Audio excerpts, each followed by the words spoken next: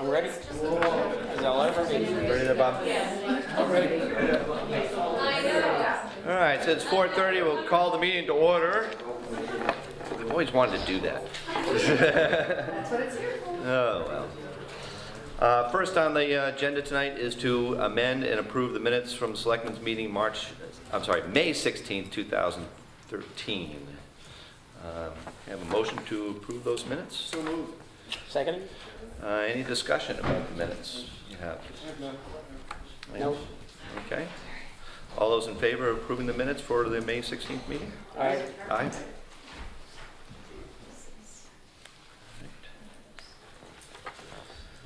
Next on the agenda is to vote to unseal non-public meeting minutes regarding the transfer station issue. And we can do these all in one motion, but I'm just going to read the dates for the record here. It's 10/6/2011, 12/1/2011, 3/1/2012, 8/16/2012, and 9/6/2012. Could I have a motion to unseal those minutes? So moved. Second? Any discussion on those? All those in favor? Aye. Aye.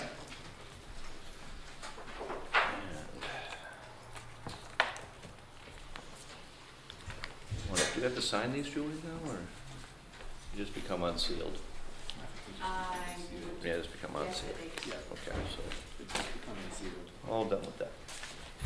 Oops, they were nicely clipped together.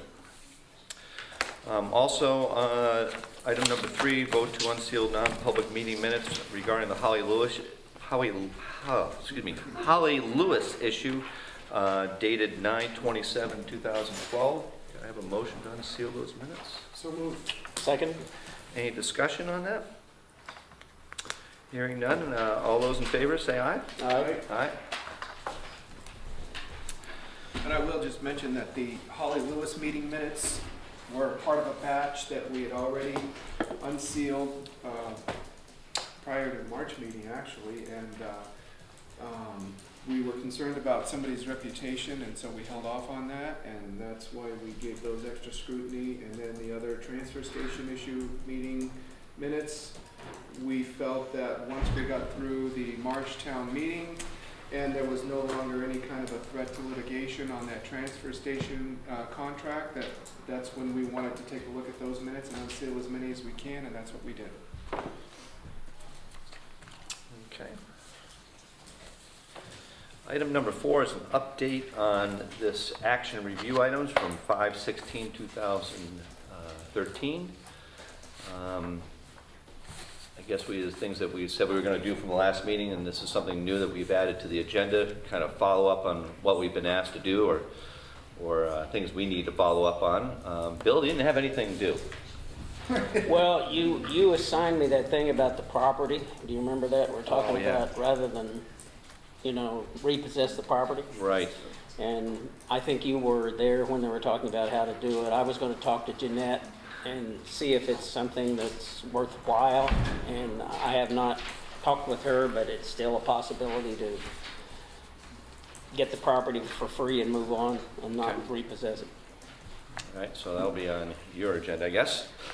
I was involved with the Shaw Chase water issue, and hopefully tonight we'll have that done and finalized.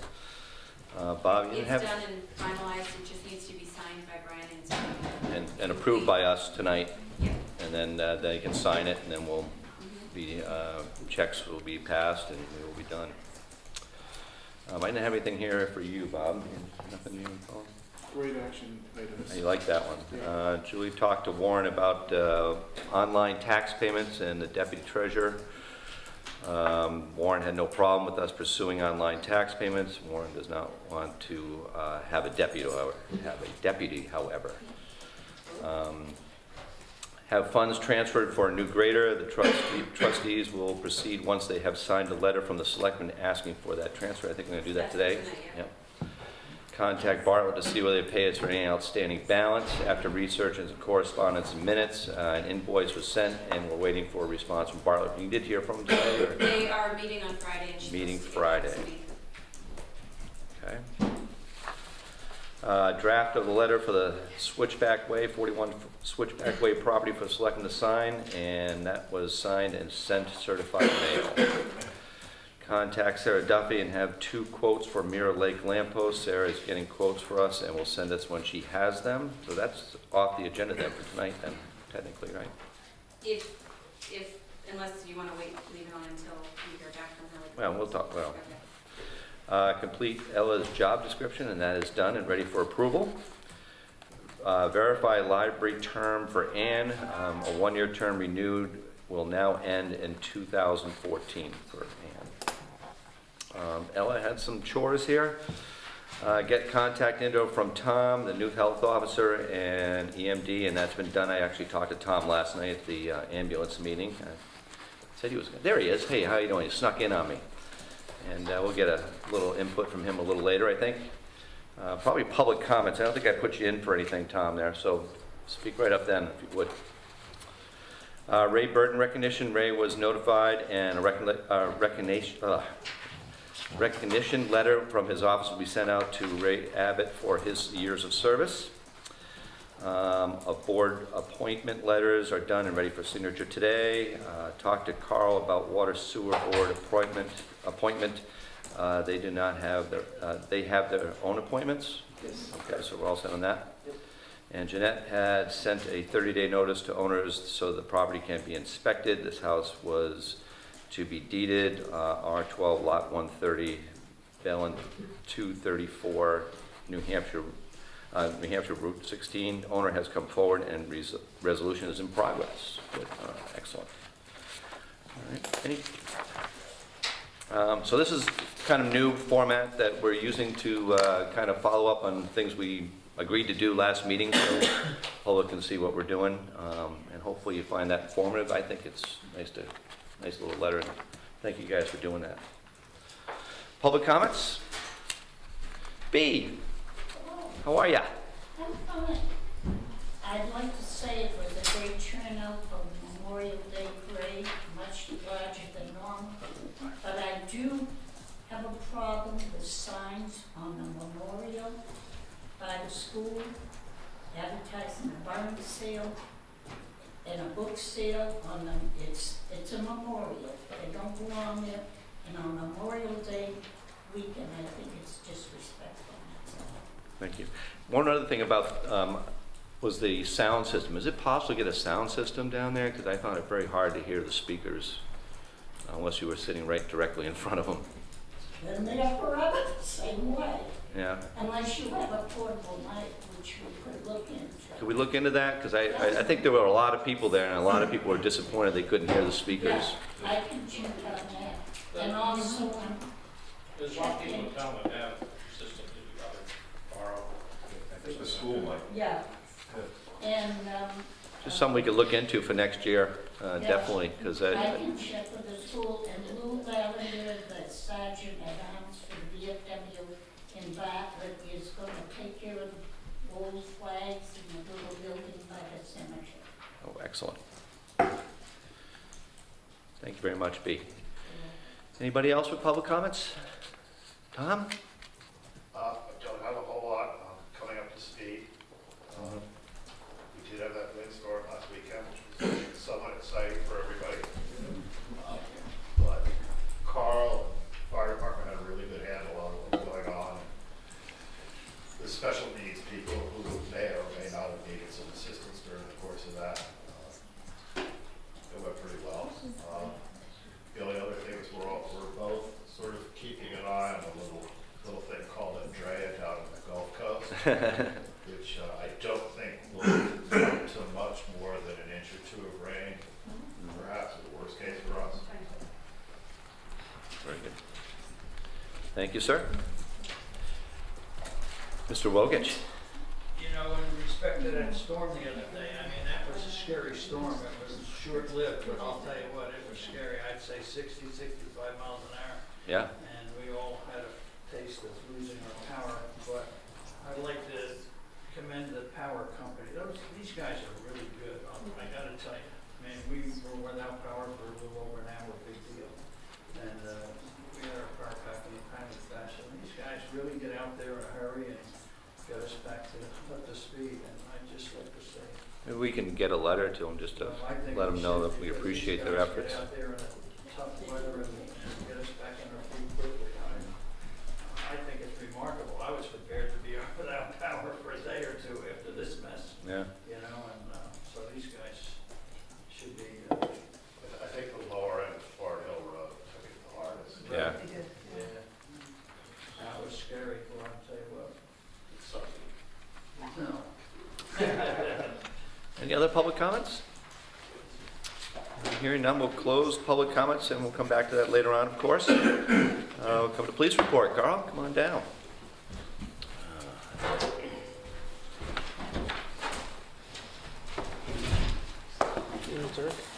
How are you? Good to see you.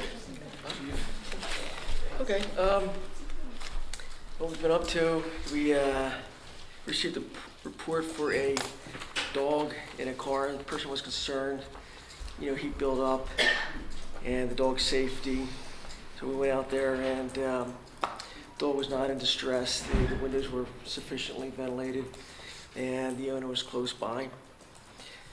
We assisted the ambulance with one of our older citizens had some stomach pains, and the ambulance wound up taking her to the hospital. We had a motor vehicle accident just south of the Dana Place Inn, where the driver basically fell asleep. 1, 2, 3, 4 false burglar alarms. We assisted the fire company with a report of smoke up on Tin Mine Road. That was tracked down to be a person burning brush that had a permit. He was all fine. He was not fined, but okay. We assisted the fire company get a propane truck coming down Black Mountain Road. The back of the truck began to smoke, pulled over behind the old town hall, and really was a case of bad brakes. Yeah. So we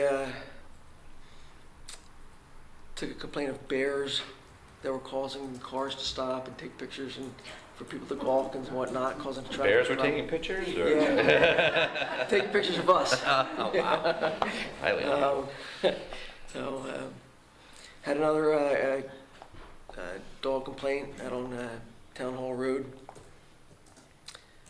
We assisted the ambulance with an intoxicated older female that had fallen and hit her head. We had a report, somebody called and found a loose canine, and we were able to get that canine back to the owner. As B had mentioned, the Memorial Day parade went great. It was good turnout, great weather. Nice day. Yeah, not hardly any black flies either. So it was, we had a gentleman who locks his keys in the car, and he called us to help him get back in. It's something we really don't do anymore due to power locks, power windows, and so if you have an older vehicle that doesn't have it, then we'll do it. Slim Jim 'em. Slim Jim. If not, we don't take the liability of ripping wires. We had a report of a lost wallet. We have an elderly lady in town whose health is declining. I met with her daughter and discussed with her short and long-term health care. We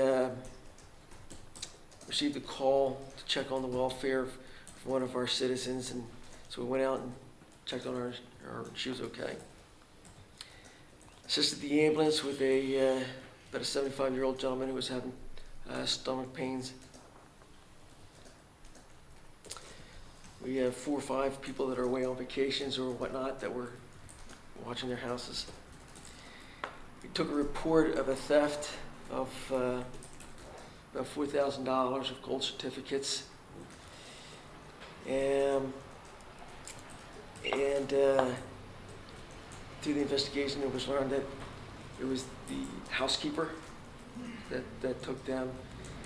So probably, this is all just from Monday, so probably early next week, we'll be obtaining an arrest warrant. Right, these certificates were from 1928, and the theft actually happened last October. And so one of the things we're trying to do right now is track these down if we can and get them back. That's proven to be the tough part.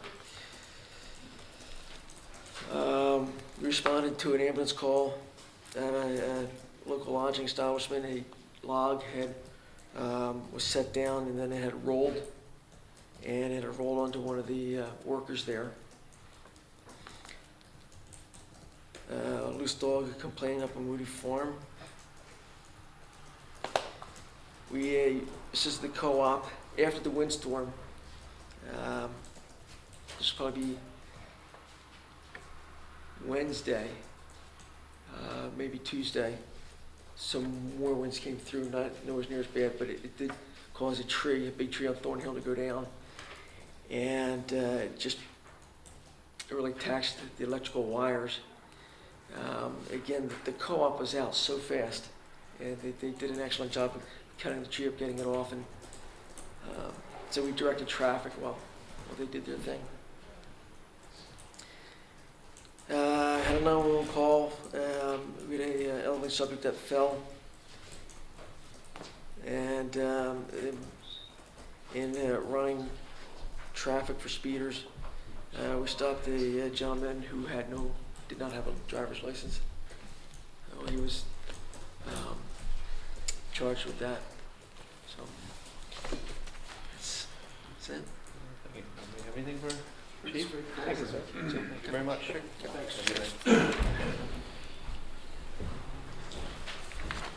All right, next on the agenda, the Avatar agreement. This is for setting up online tax payments. So I don't know if we need a motion on that or not, but basically, the way it was left was that we were gonna talk to Warren about it, and Warren was in agreement, he signed the paperwork, we have a letter from the bank confirming that there are no bank fees involved with this account that we're gonna open, so, basically everything's in motion, I just don't know if we need a motion from you guys. I think for the other selectmen to sign it, I think we should. I think I've signed that. everyone signed that. Did you make a motion? Oh, yeah, okay, I'm sorry, I saw the two spaces there, I thought they were somebody else. So I guess we need to make a motion to accept the contract with Avatar.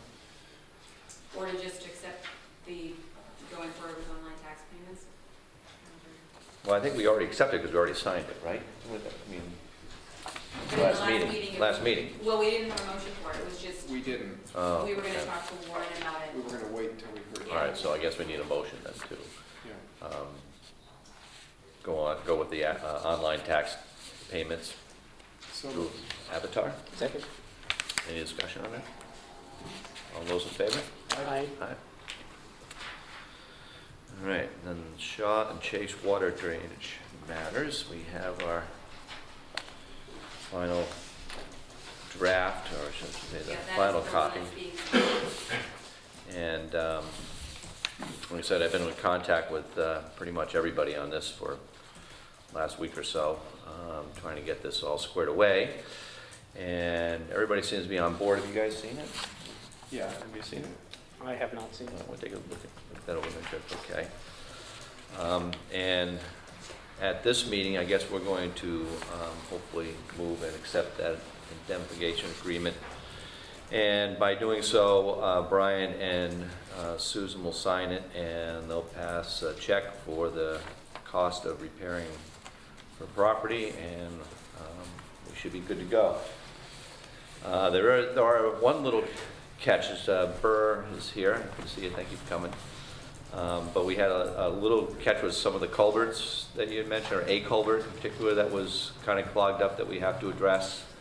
And you mentioned a collar that needs to go around it to kind of firm it up a little bit. Was that the gist of what you sent me in that email? Yeah, I was just, I guess play it safe on the inlet side, put a collar to keep the water from running on the outside, but that was one of Sue Chase's concerns, was the water running on the Correct. outside of the culvert.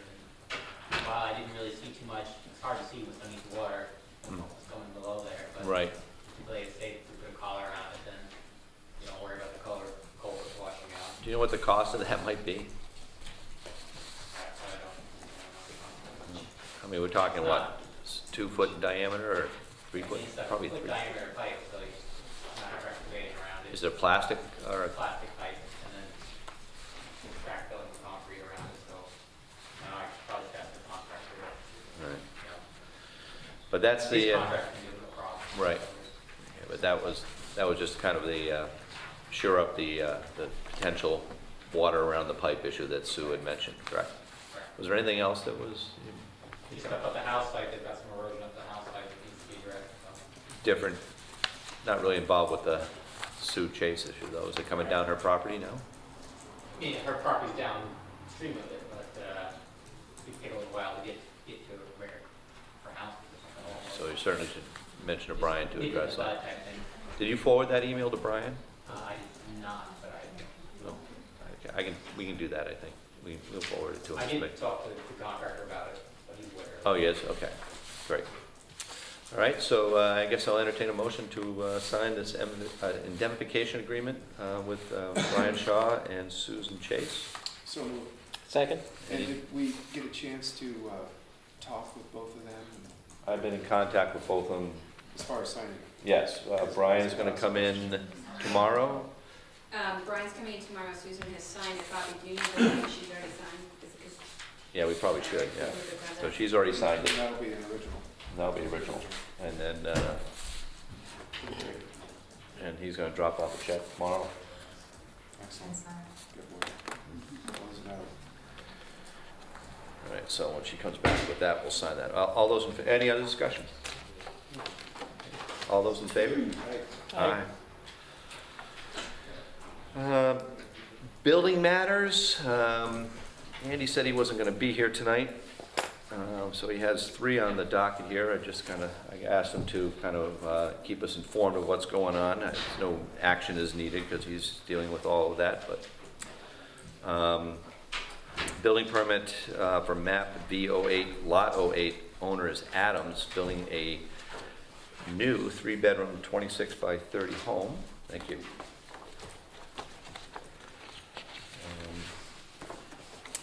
And map B7, lot 101, owner Kearns, Living Trust, removing existing porch and replacing with 8 by 11 screened-in porch. And map B10, lot 33, owner Caldwell, construct a 2-bedroom, 28 by 30 home with a 18 by 28 deck. And as soon as we sign this, I'll check the status on those. First one here.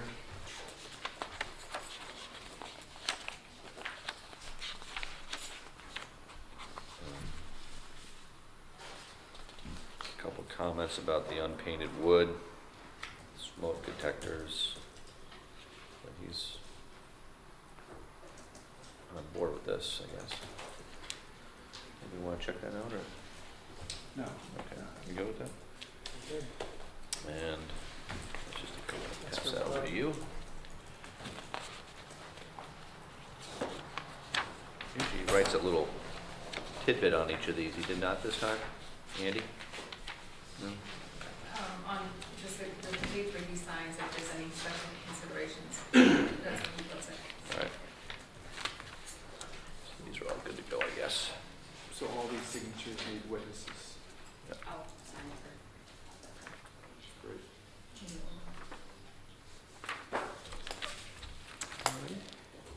Do you want a plan or you want separate? Yeah, take that one separately, please. All right. Number 10, ZBA process overview, Frank and Joan. Check. Right in front of you.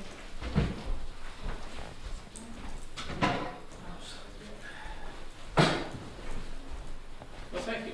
Well, you're welcome. My pleasure. Frank? Oh, of course, Matt. I have a handout that we're going to go through. I gave this weapon theirs already. Oh, you did? Okay. It's right in front of you, and in front of you, go to. It's 3 pages. Right here. We have some extras that we thought people would want, might be interested in seeing. So if you could take that and pass it back. I don't think I have enough for everybody, but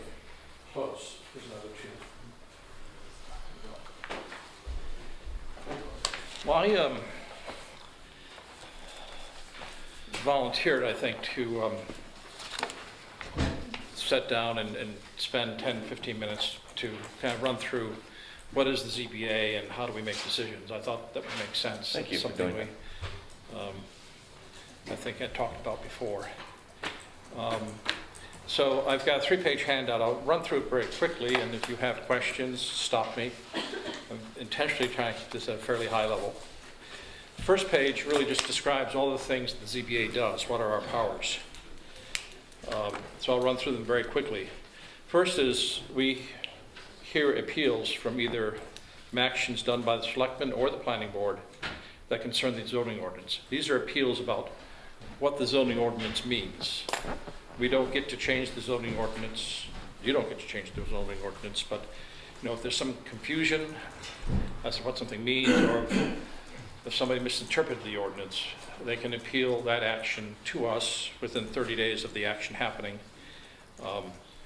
Importantly, we can't review decisions by the Selectmen whether or not to enforce in a particular situation. It's just how you interpret it. The next thing we do are special exceptions. That's something that's not present in the Jackson zoning ordinance, so it doesn't really matter. But it's a situation where a zoning ordinance might allow a use, but only after approval by the ZBA and according to certain conditions. When I was on the planning board, I made the suggestion once that perhaps we might want to allow lodging houses, which are not permitted in the residential district, to allow them by special exemption in the residential district. There's a lot of non-conforming lodging houses, starting with Eagle Mountain, and there might be other areas in town that you might want to allow it, but you might not want to allow it across all of the residential district. So that's what a special exception is. Doesn't really matter for Jackson. Variances, which is most of what we do, are essentially a waiver or relaxation of a particular requirement of the zoning ordinance for a particular plowed land when strict enforcement of that particular part of the ordinance would cause undue hardship. There's a whole page on what that means, the next one, so we'll get to that. I'll skip over it. Equitable waiver of dimensional requirements are largely when somebody makes a mistake and they build a house too close to the lot line or something. If through a good faith error, they actually measured wrong, not because they failed to check to see whether or not they were too close to the lot line. We can grant an exception for that if we meet certain criteria which are outlined here. Of course, we act as the Building Code of Appeals, so if the building inspector turns something that takes a certain action, that can be appealed to us. We, as you know, can grant waivers to allow a permit to be issued to allow building on a Class 6 road on an approved private road, again with very specific criteria that I outlined here. And just one comment on that. One of the things we have to do when we get to that particular instance of building on a road that you shouldn't be building on is look at what the master plan says. And will this distort the master plan? And the Jackson master plan is coming up for review.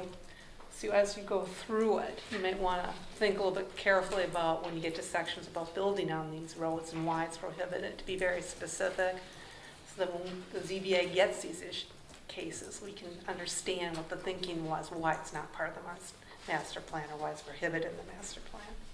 It just would help clarify for us what we're trying to look at. And I'll expand on that even more generally.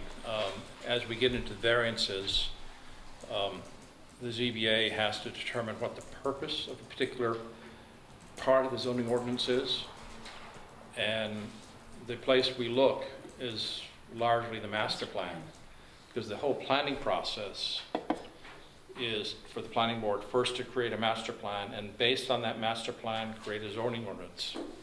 In fact, you can't create a zoning ordinance until there is a master plan. So ZBA definitely looks at the master plan in trying to decide whether or not the variance should be granted or not, or some of the other actions that we can take. Finally, many people are not aware of this, we can grant variances for a zoning ordinance for people who have a physical disability, well, but only for the term that that person lives in that house. So, and before we turn the page, appeals, if let's say you turn down a permit, or Andy turns down a permit, that can be appealed to us. But also, if you grant the permit, or Andy grants the permit, that can be appealed as well by an aggrieved party, an abutter or something. So what you just did in terms of running through the permits you've granted is important, because that's really the only public notice that somebody has that a permit's being granted, which they then have 30 days to appeal. Variances, this is of course most of what we do. Again, as I say, we have to observe the zoning ordinance, we can't change it. And this next paragraph is really the heart of what we do in looking at a variance. The zoning ordinance imposes hardship on all property owners once it's adopted, because it sets setbacks, it has certain allowable uses. So that, when those restrictions on one parcel are balanced by, when all the parcels are treated the same, then there's no undue hardship.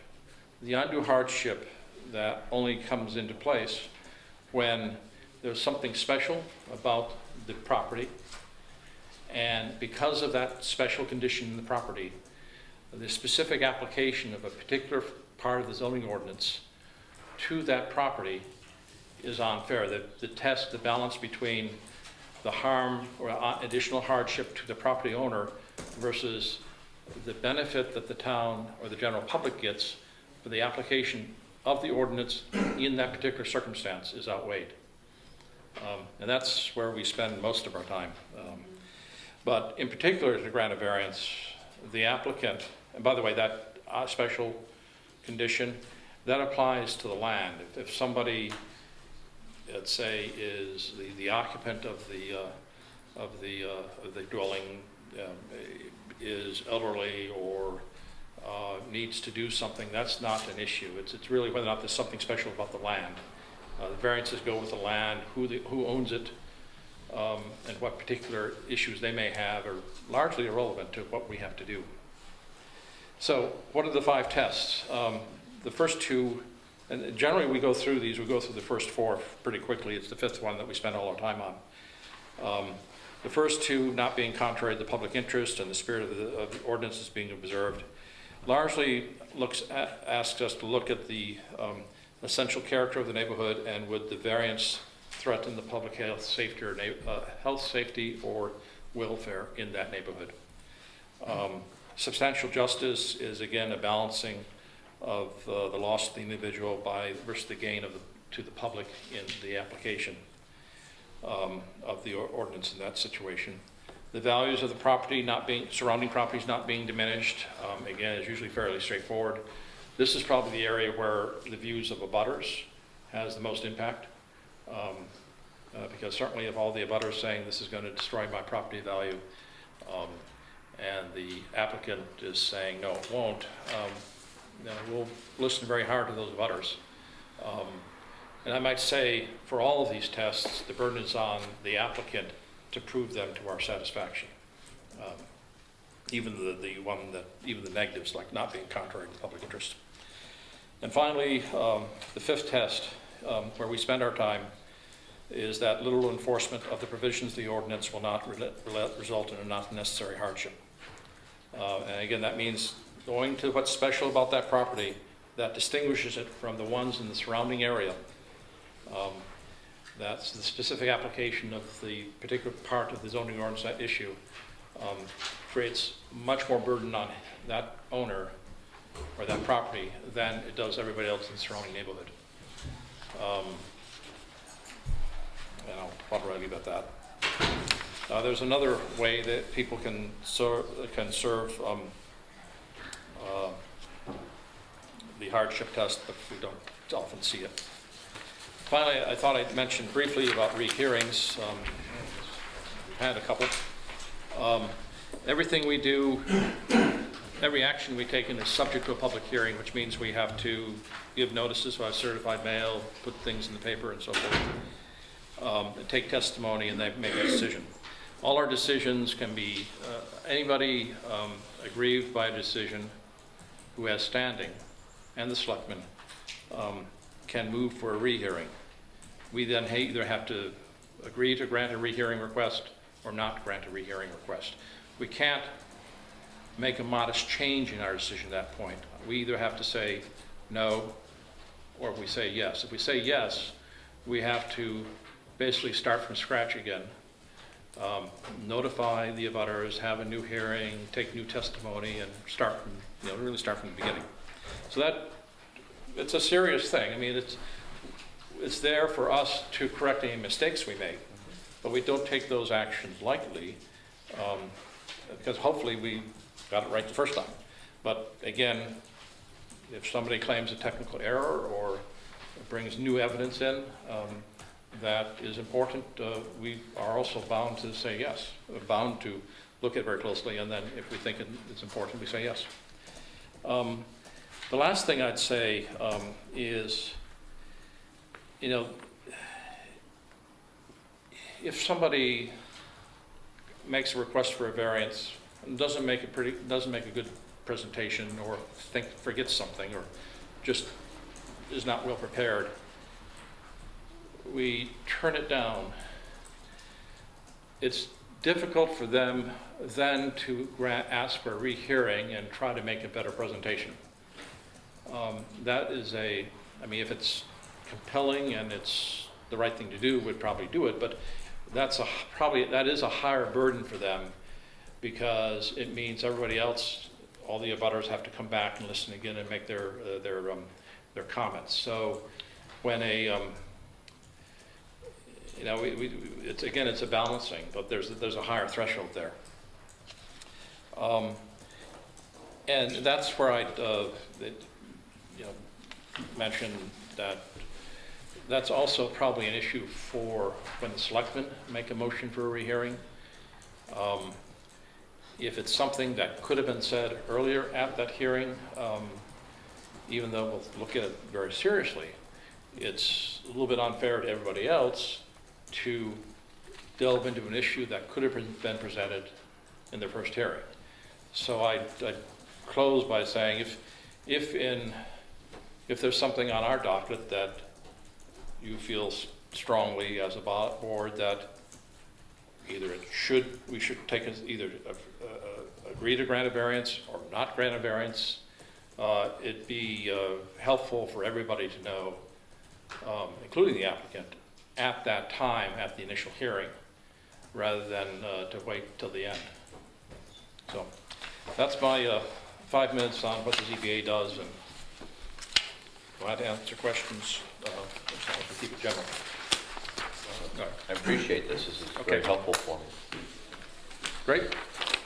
And you want to add anything? Now, even if it's just a letter to us on a particular issue, we understand, because the Board of Selectmen has standing as being the representative of the town in all the cases before us, so if you have an opinion, let us know as soon as you can, so we can address any concerns and make sure we take into consideration. Great. Thank you very much. Yep, thank you. Thank you.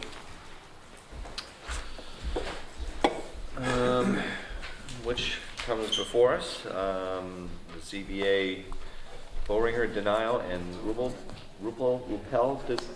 rehearing. And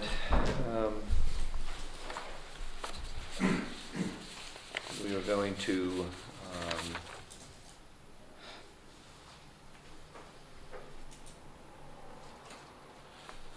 decline the attempt to challenge these. Is that correct? Is that the pleasure of the board here?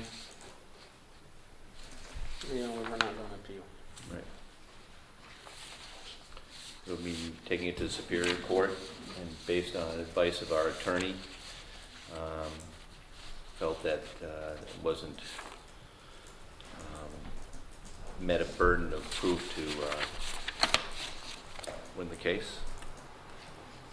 Correct, Mundo? Right, I think we're at a point within the Rubel rehearing that was denied by the zoning board, where we've heard from a number of people that, including our building inspector, that feel the zoning board got it wrong. And our option right now is to take the zoning board to Superior Court or not to. And it doesn't seem, in my mind, to rise to the level of taking it to the Superior Court. We've talked to our lawyer in a non-meeting about this, and at this point, I think that unless anybody's changed their minds as opposed to the meeting, or from where we were at our non-meeting with the lawyer, there's really no interest in pursuing this at Superior Court at this time. And that certainly doesn't mean that we aren't in agreement with the building inspector and the lawyer that the zoning board got it wrong. It just means that at this point we think it's in the town's best interest to take the advice of our lawyer and not pursue this in Superior Court. Well, anything to add to that? Nope. Moving on to agenda item number 12, knotweed spraying, and Phil's here.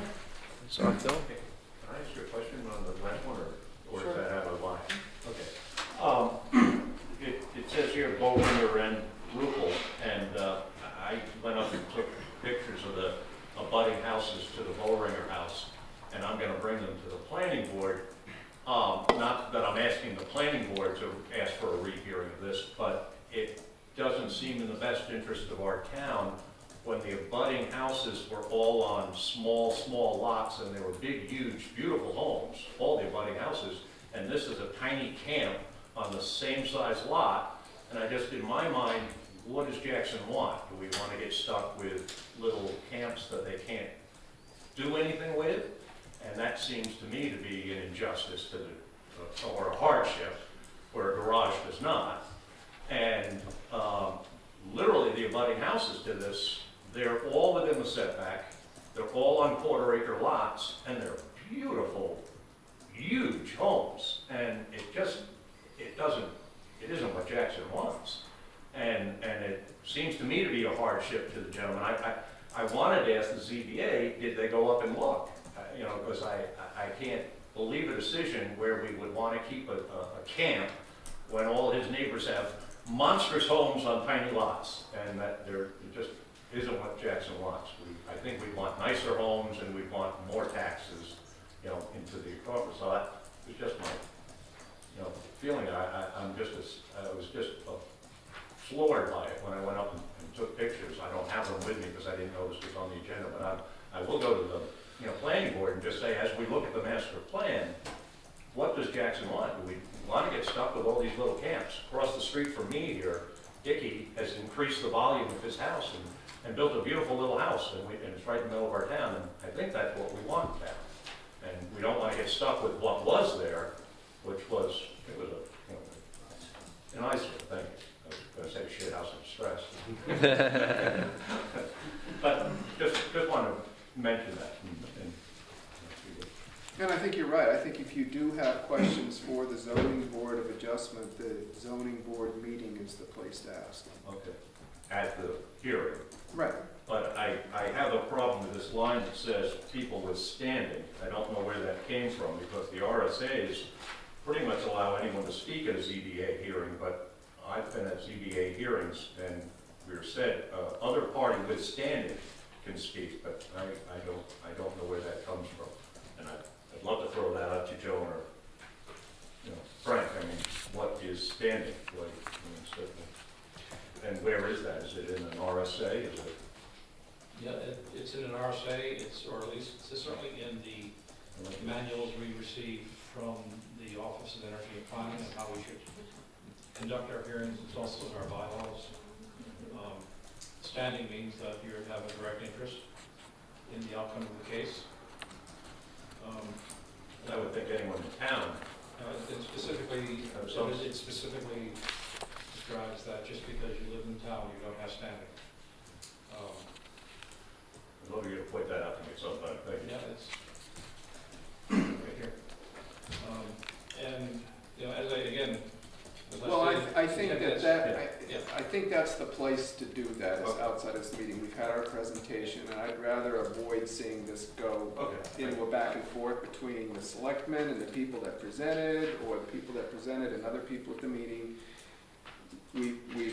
We've dealt with our zoning board issues. We've got a huge, monstrous docket here tonight, and so I think we've completed our work on that. I'm ready to move on. We've got a big, huge, knotweed issue here as our next agenda item. And Thank you so, for listening. but I think anybody that has that kind of concern or interest can certainly deal with anybody on the zoning board outside of this meeting, outside of their meeting, at their meeting, I'm sure. And I'd love to hear back on how anything goes with anybody that has concerns that expresses them. And Larry, I think I agree with you in the sense that we could probably put this on the master plan issue as well, and that way, at least, you know, hopefully in the future, maybe something can be done, but. Thanks. Knotweed. Come on, Bill, what do you got? Well, I Oh. was just gonna say in deference to Phil, what I picked up this morning, so I didn't read it, is a little introduction to everyone who's here this afternoon about this issue that's quite new, I would say. And so if Phil will allow me just to read this, Sure, come on. bring everyone up to speed up front. Ooh. Why not? There's a chair up here. Ann, They're all nice. would you guys like to come up too? I We could can find some more chairs. Joyce, are you here for It's, that? Yes, but I'm Would you like to come up? Good, I'm right here. Okay, all right. Small enough room. Okay, I'll try to read with expression. It's not long. Thank you for inviting a few of us here today to discuss our town's apparent plan to spray an herbicide this summer on places where Japanese knotweed grows, in hopes of eradicating or at least controlling this invasive plant. Japanese knotweed, or Mexican bamboo, it's another term that's used for it sometimes, was imported to our area and many others in the U.S. in the late 1800s.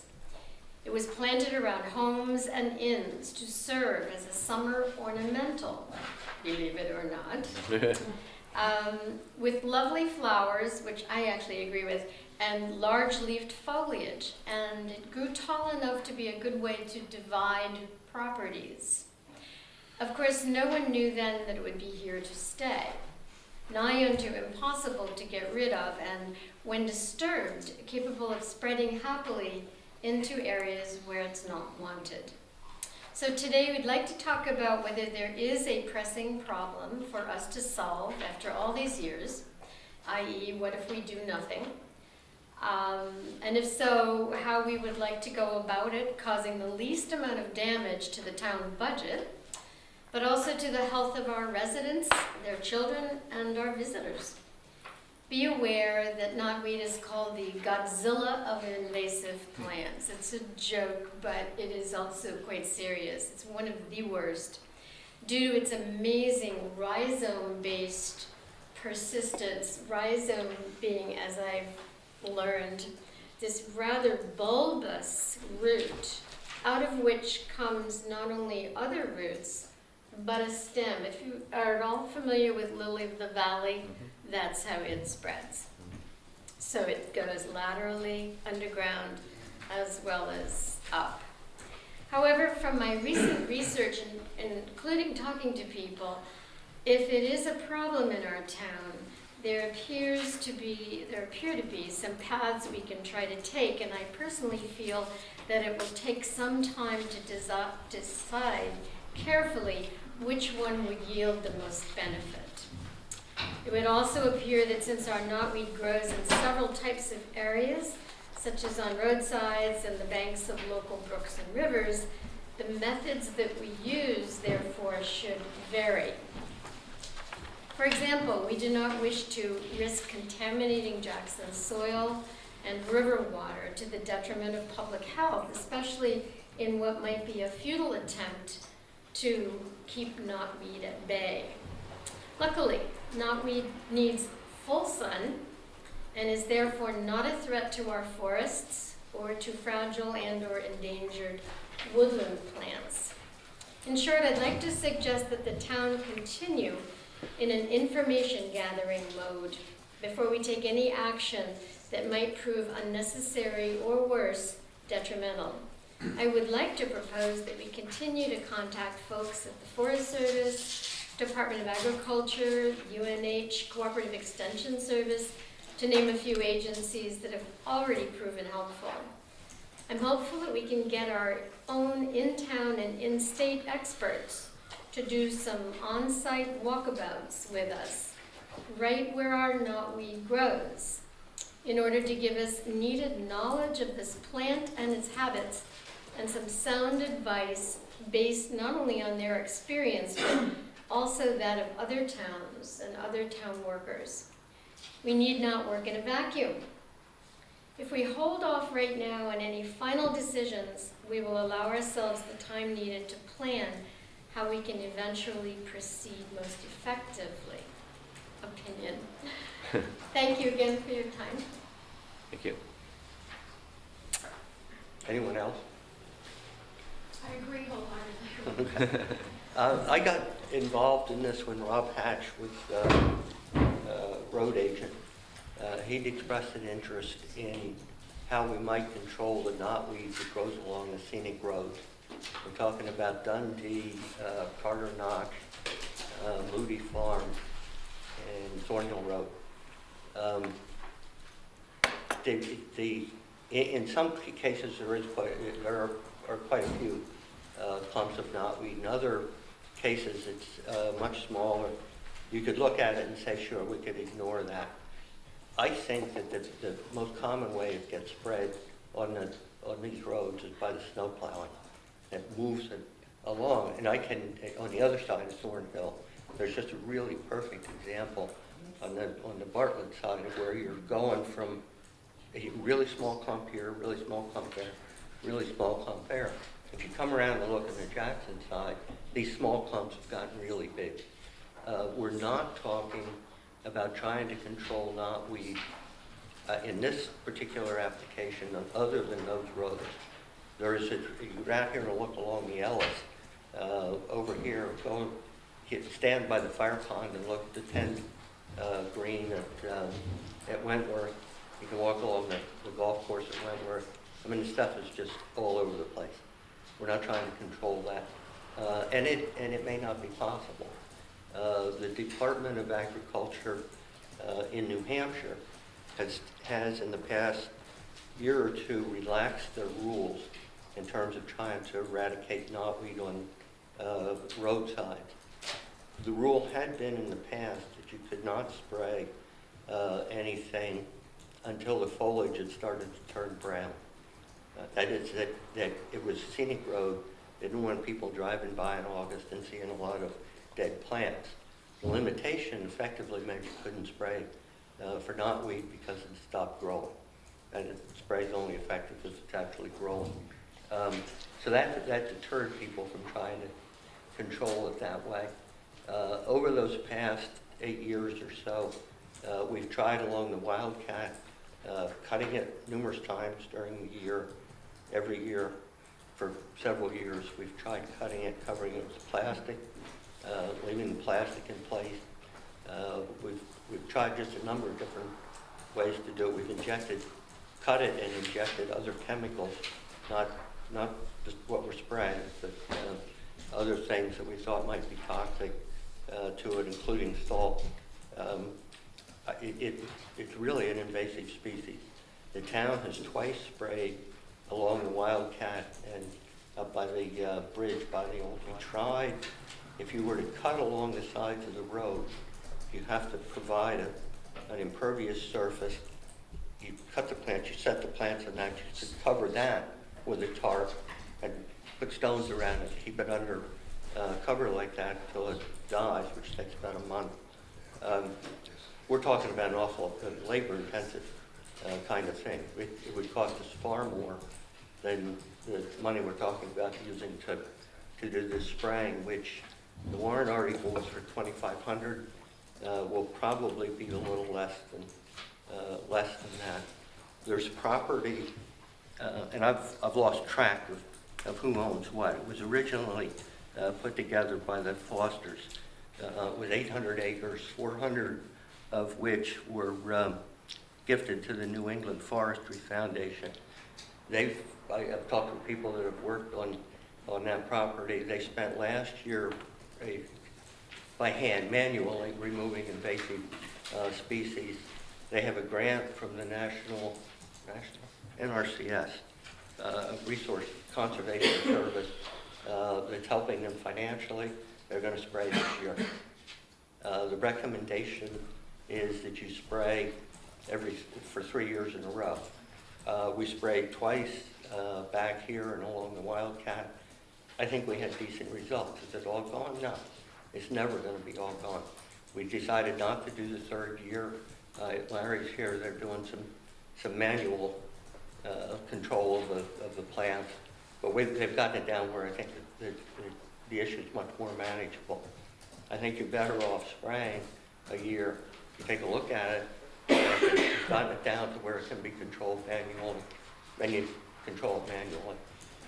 I don't think we're looking at spraying more than 1 year, but you have endorsement from the state and the federal departments of agriculture to spray. It's one of the recommended best practices from the state. They have a whole list of them. There's about 13 or 14 for controlling roadside. I understand we're just talking about roadside. The areas where we're spraying, and we've removed Green Hill Road, where Joanne Allen lives, from the list because we've got there knotweed that is on or beside a stream that feeds into the public water supply. So we'd also need a DES permit. If it were up to, I just don't want to bother trying to get the permit. I think we can get it. I don't think it's worth it. It's not a huge area. It's not being spread by the snow plow, although there's erosion on the other side of that bridge. It's washing it down downstream, which presents some issues. But it's the only place that we looked at where we're close to somebody's house. And we run some risk with drift of damaging the ornamental plants that they might have. Where we're talking about spraying now, it's all completely roadside. There's nothing particularly valuable in the areas that we'd spray, and we're so close to the road that during the summer that gets cut periodically anyway. So if there was something nice growing there, it's going to get cut down. The final thing that concerns me, I'm just saying, I think this is a way to go. We do it for a year, we see how it turns out. The chemical's been approved for use by the state, by the EPA, by the Department of Agriculture. But the other thing that concerns me is that there was a Warren article. It was published before the town meeting. Everybody had a chance to look at it. There was discussion at the town meeting about spending the money to do this. There was some opposition. But when the vote came up, it was a majority vote.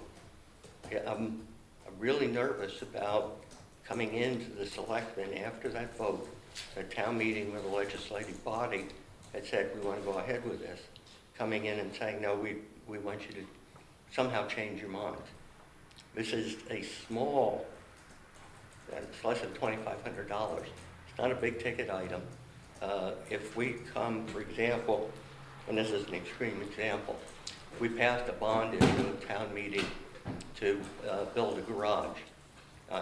We're talking in the neighborhood of $1 million. That passed. It wasn't a majority. It was a minority that were opposed, whether for aesthetic reasons, design, cost, location. 3 months later, that minority comes back in and says to the selectmen, you ought to change your mind and not build a garage. That's not the way it works. Town meeting said, let's go with it. I think we should go with it. At the discussion at town meeting, I know I made a comment that I thought that Roundup, which is what you proposed using. No, we're using, in the trade brand names we're using, we'd be using Arsenal. Well, at the town meeting, we said Roundup.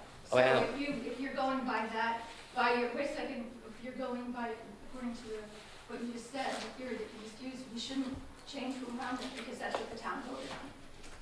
Could I just say that you had said at town meeting that it was non-toxic, and that really, according to everything I have read, just recently, and what I knew before that, it's not non-toxic, and that's why I think we should put a moratorium on it. And I think the people in the town who voted to spray were maybe basing their vote on the fact that you said it was non-toxic, which, as it turns out, it is not non-toxic. And as a nurse, I have seen so many people in this town who have cancer, and I really do think that we're taking risk by just rushing into this and using a chemical that is known to have toxicity.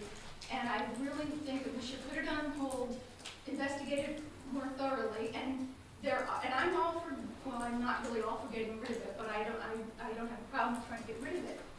But what I've been reading also says that if you cut it 3 times in the summer, that you will be able to kill it because it won't have photosynthesis, it won't be able to grow, and that you definitely can be successful cutting it.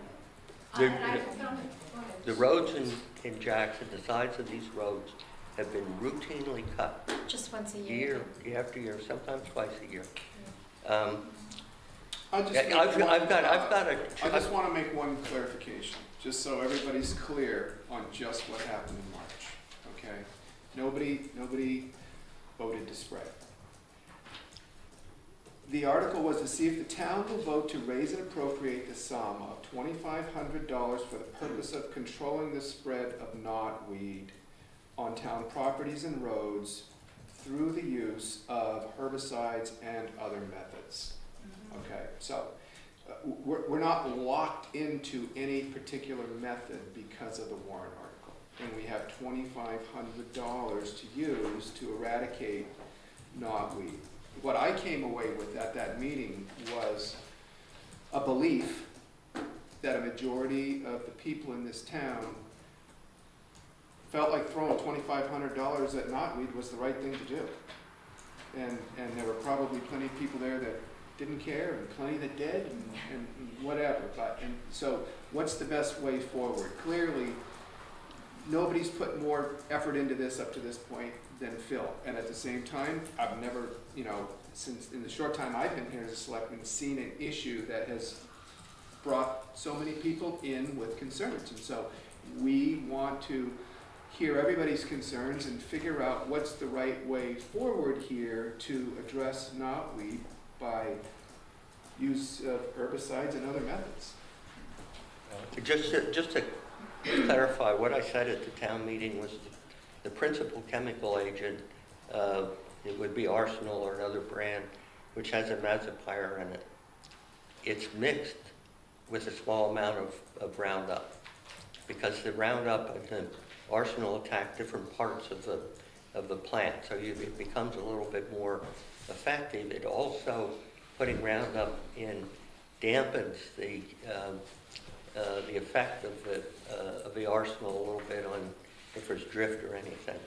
The people, it's an invasive plant control company down in Massachusetts that are going to do the work on the property that I mentioned. I had talked with them, and that was their recommendation. We ended up contracting with somebody else because they live closer. It's a one-day job, and if you get down into Massachusetts, you're paying for more travel time, and that. You already contracted with someone to do this? We have asked that person to submit the paperwork to get a permit. When we sprayed out here, we planned to spray out here the first year. We asked it, and it was an outfit in Massachusetts at the time. We needed somebody who had a wetlands permit. There wasn't anybody in New Hampshire that had one. We went to this outfit in Massachusetts right after town meeting. They submitted the paperwork for a permit. We didn't get it till the middle of September. We decided that there was some risk that we'd be wasting our time to spray that late in the season, so we didn't spray that year. We sprayed the next year. But yes, in order to do anything this year, we had to put in the paperwork for a permit. And I just need to butt in here and ask who's we? Is there a committee? I came to the selectmen, I asked for their permission to move forward with this. So, yeah, In concert? Okay. No one at the town at this point that I'm aware of has signed an agreement with any company to come in and spray at this point. There are plans moving ahead. you guys signed, We well, haven't. John signed an application that went to the Right, state an application. to allow this fellow to That's spray. right. But we haven't signed any kind of a contract with any company to come in and do any work at this point in time. All right. And I know you've got some other questions in the audience, John, and I just want to make sure we can hear from everybody that's Alan? on the issue, as long as we're here. Yeah, first of all, I want to thank Phil in his usual thoroughness in doing all of this, and also in keeping us informed about the whole process. He has called us and kept us informed because we are directly involved in this, because we are people with knotweed on our property right next to Spruce Brook. And that is really our big concern. And we breathe a sigh of relief hearing that they are not going to be doing this spraying on our property this year. Because apparently the permit process, because of where we live, proximity to the brook, is pretty involved. That is our selfish, we're breathing a sigh of relief because we really feel strongly that this is not stuff that you're going to feed children.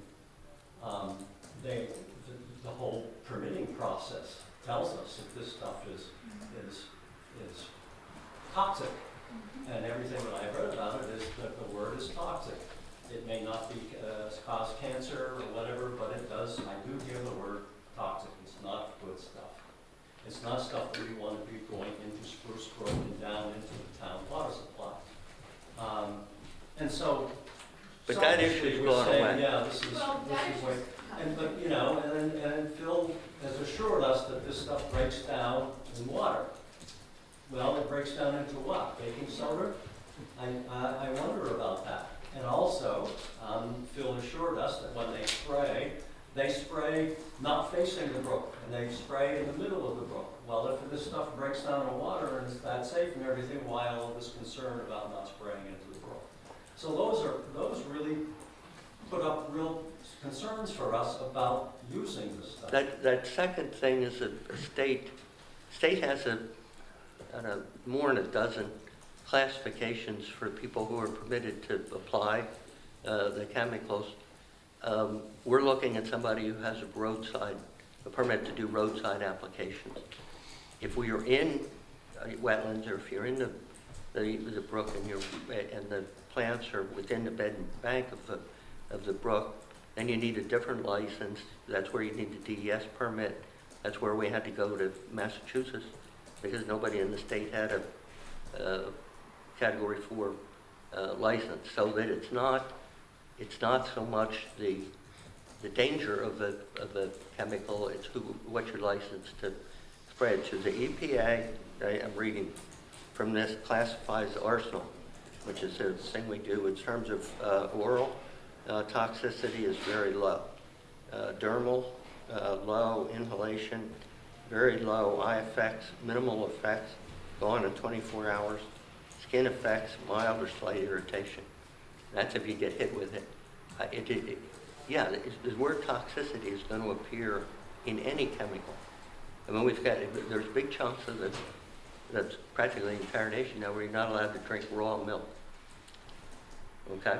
Because there might be toxicity involved. So that's a word that you're going to hear no matter what the level of toxicity is, because of very low toxicity is the lowest classification you can get. All right. Yeah, I just want to, just one last comment. Sure. That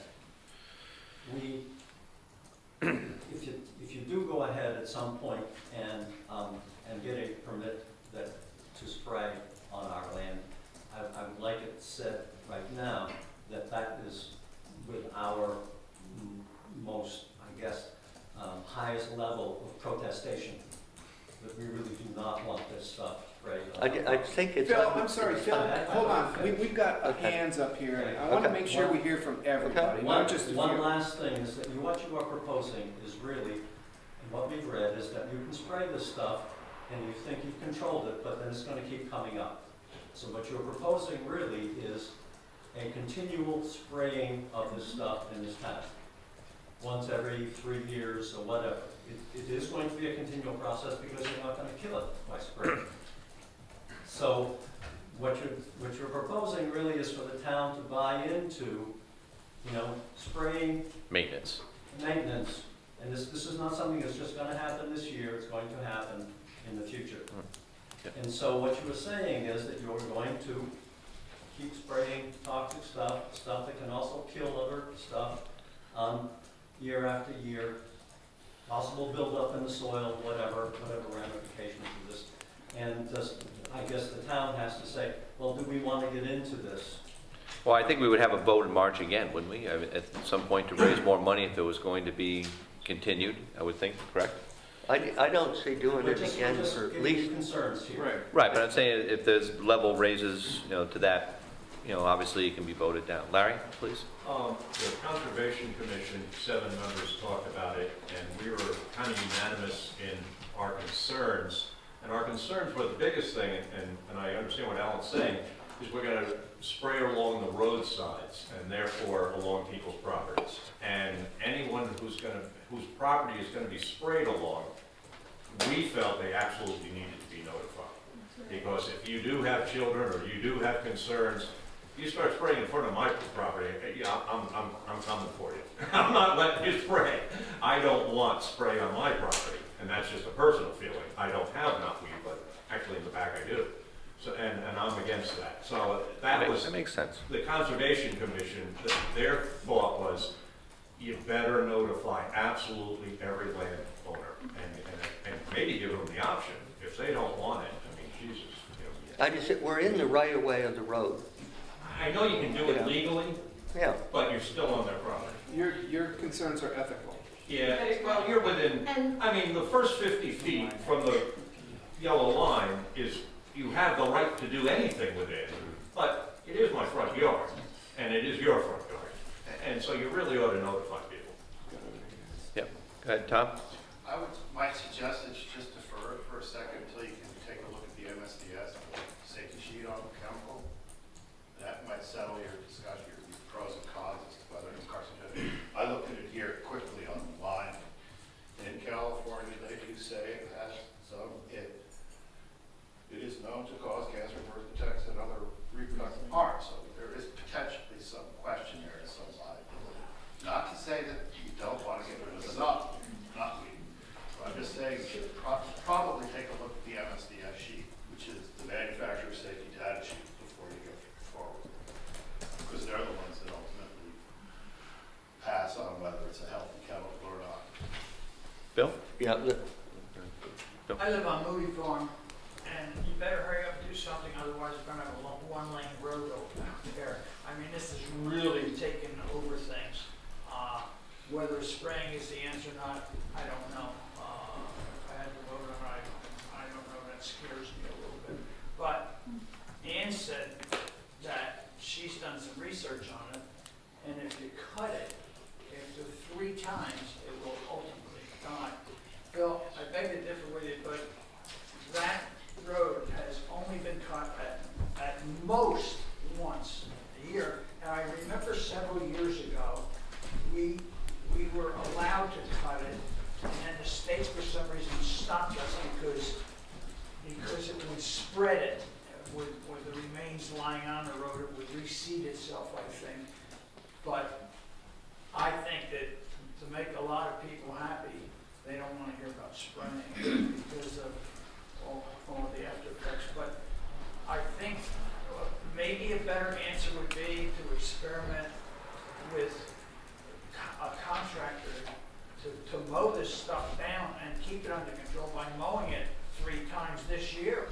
And See what happens. It'll certainly help it a If lot. you actually have to do it more than 1 year. No, if you- absolutely. If you cut it and leave it lay, Right. it's going to spread. Right. The best practice is that you cut it, you gotta get it up on some kind of impervious surface and cover it. Right. You gotta think about the labor cost. Well, if you leave it in the sun and not put it on an impervious, I just I was at Marginal Way this week, and they have piles and piles of it cut along Marginal Way because it's growing, on both sides. And they leave it in piles, and if it's in the dead sun, it's not gonna reroot, and it's not gonna, That's right. but if it's in the dead sun, it's just gonna lay there. It's not gonna reroot. The best practices. We've got another hand. Let me answer his question. Well, everybody always wants the last word, and I get that. I don't want the last word. But I want to answer hear his what question. everybody has to say with all due respect. Right. My concern is, we're talking about spraying small patches at $2,500. And like Bill said, there's enormous tracts of it all over town. And there's gonna be a lot of people that are gonna be asking to have it removed or managed. And, you know, the expense in spraying is obviously gonna go up. And if it isn't, it is just purely maintenance. You do have to come back and continue to spray. So I understand that there's a high cost of managing the knotweed, but it seems like if we tried to manage it through cutting it down, and it's 3 times a year for 3 years, and we know it's something you can't get rid of, but if we can manage it by not spraying with chemicals, it just seems like it's a good start, because it is spreading, and as it continues to spread, we're going to continue to spray more chemicals, and it just seems like we're not going to win the war with the chemicals. We should at least try. You're misunderstanding what I think we're trying to do here. We're trying to hit it once and knock it back. I'm not at all convinced we'll spray again in my lifetime. I don't know how it's going to look, but the fact that there's a little bit of knotweed left doesn't necessarily mean you want to come back and spray again. The recommendation to get rid of it is 3 years. But all that's been asked for here is 1 year. See what it looks like. Maybe it can be controlled then more effectively with some manual application. But there's nothing here that says we're going to keep spraying. It's certainly not part of my plan. If the recommendation is to spray for 3 years and we're only spraying for 1, I have to ask why you can spray for 1. If it's not going to work unless you do it for 3 years, I think the risk of the toxicity of it far outweighs the possible reaction. When we sprayed back here, we did one year. I thought it was quite effective, 85%, 90%. The reason we went back second year here and along the Wildcat is that it was difficult to get in and get all the plants because you're in brush. In one case back here, in a sense, you're in a swamp.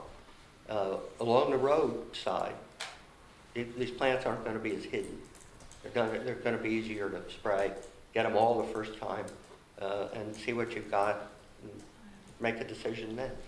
I mean, your reason for stopping the Green Hill Road spraying was that its proximity to the river. Well, Carter Notch Road, its proximity to the Wildcat River is just as... Wildcat and the Ellis are not issues. The the Green Hill Road was an issue was because that stream feeds into a public water supply. Yes, but people swim in the Wildcat. I swim in the Wildcat all the time. That And stuff is gone. gone somewhere down the Right. road. I mean, you know, all the salt that we use around here in the winter, we've done conductivity tests in the Wildcat after a heavy melt or a heavy rain. The conductivity is not materially higher than it is in the summer. I mean, the speed at which they move by. Yeah, but it's still in the water. It's not disappearing. The half-life in the water is probably less than a day. And one Soil's thing different I have to issue. say, I think that there are a lot of people in town who would volunteer their time, I know I would, have it not be eradication day or weekend or something, and go out and give, everybody an assignment, and we could make it, a shot. I've got about 1,500 square feet of knotweed in my property that I've been dealing with since 1996. I don't view that as a practical way to handle it. All right, can we move on? John, I was gonna suggest that, I heard enough public comment on the issue, and I really so appreciate so many people that have been involved in this, discussion since before the town meeting.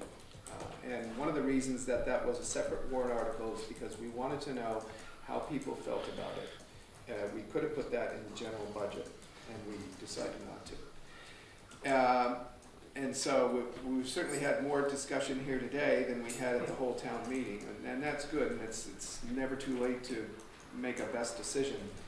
I would suggest that we see if there's interest in everybody who has passion on this and is involved in this to maybe come together and take a look at the mapping job that's done, what methods could or should be used to deal with the knotweed everywhere, and if there's a way for a committee to form and come back to us with recommendations. I think that's what the selectmen are in the best position to deal with, is a group of people with lots of different perspectives on this issue to develop a consensus, or try as hard as they can to anyway, and come back to us and speak at that point. And I'm sure that, you know, rather than continuing to try and hash it out here, I think we've heard all the basic points, and I'm ready to feel like it needs more study.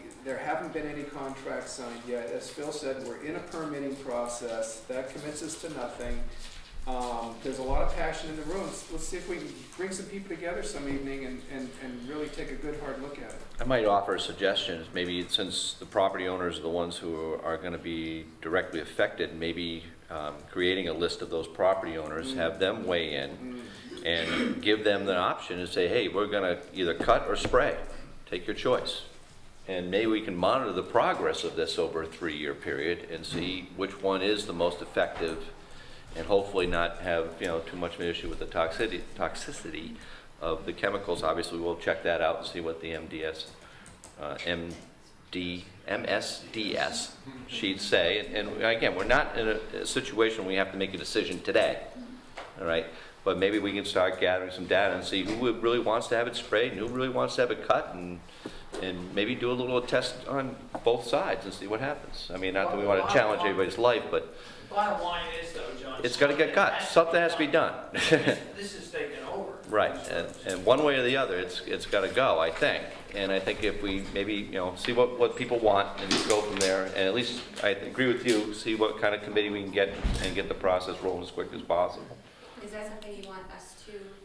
We can maybe initiate through e-news or whatever and get it out there that people, you know, who want to weigh in on this issue are obviously directly affected. You know, I think your property is a perfect example where we want to cut out, you know, obviously. You know, so let's cut there and see what happens in 3 years and try something else somewhere else. I just, if I could speak for maybe 2 minutes fast. Real fast. Because I wanted to just address all the stuff that's come up here. First of all, the stuff is very salt-friendly, salt-loving. It is absolutely unfazed by salt. That much I know.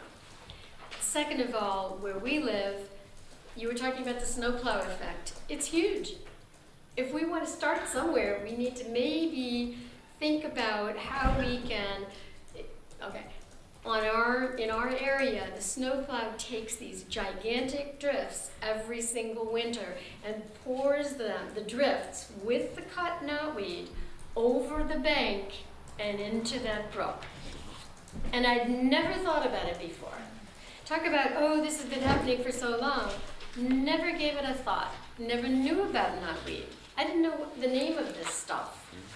So it's new to a lot of people. Okay, there's that. Tarps don't work. The stuff comes right up through tarps unless you just weigh the tarps down with huge cement blocks. I mean, it's really kind of, the arsenal stuff is non-selective. It kills anything in its path, any present rare, endangered species, whatever. If it's applied to the soil, it will contaminate the water. It's been detected in both ground and surface water. does not break down in waters. I don't know, there's a conflicting stuff out here. Has a half-life of 17 months. It's mobile. The chemical will transfer into intertwining root systems. In other words, if there are roots, I mean, if you get the idea of two different plants intertwining, this chemical will go through that into other plants. And it's unacceptable in sustainable forestry operations. It has been banned or whatever.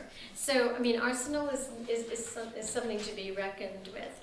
The other thing is, I think I'll echo what Ann said, what would we gain from spraying? I mean, and that's just a whole other question. And I was wondering if it's at all possible to use the $2,500, part of it at least, to pay for the gas and time of some people who are perhaps going to come up from UNH or Department of Agriculture to walk around with us and advise us. Is that a way of... Herbicides and other methods. Other methods. Right there in the warrant. Well, this would be other methods, correct? Gaining information to figure out how to best proceed. I really like your idea too, John, of maybe taking what we've got mapped out right now and notifying, we could do that through the town office, people who have it in front of their property. Maybe is anybody in here want to serve on a committee to take a deeper look at this? There Nice. seems to be some interest. Let's see if we can put that together, notify people. Once there's been a meeting scheduled on e-news or whatever we do. I'll send something out on e-news and then Yeah. everyone can respond to me. And Yeah. we'll try to get started. Great. I did, first of all, I got into this accidentally. I'd like not to keep doing it. But if you're gonna have a committee, you really gotta try and get a balanced committee. You don't want people that are just all opposed to spraying regardless. You gotta have more balance. The town vote was in favor of doing it. Ken? I'm not volunteering to join. Oh, I thought you were. I'm volunteering it. I will only say in my previous life, I spent the better part of a decade working on water milfoil, which is another invasive species. And I've sat through a zillion hours of these same kinds of conversations. And further research isn't going to get you any further because you've already got the debate on the floor. Right. But I would warn you that particularly with invasives that reproduce vegetatively, and I think Phil's described this very well, if you get into a mechanical harvesting and you have people that don't know what they're doing, you will actually enhance the spreading of the species That's right. dramatically. And mechanical harvesting is, particularly when you're doing, well, let me take a step back. I think the history has shown that any herbicide is toxic. That's what it's intended to do. Just as treating cancer, you use a toxic compound to stop certain kinds of growths. When used in spot applications, sometimes can be more beneficial than in the long run of letting something get out of hand. Winnipesaukee has that issue now, where once it gets totally out of hand, then you're forced back into a spraying mechanism at a magnitude that you never wanted to be at. So that's something I think you got to balance as you proceed ahead. You're really in a Faustian deal here right now. You can't make it go away. But if you are going to do your experiment and you are going to use mechanical, you're going to encourage it, make sure you do it right. You're only going to compound the problem. Good point. And we're talking about a massive amount of mechanical work. We can spray in one day, less than 8 hours. We harvested in Winnipesaukee year after year with mechanical harvesters. Well, I'm just warning you that that's the history of many of these invasives. this particular plant cannot be eradicated by mechanical means. This much they all know, so.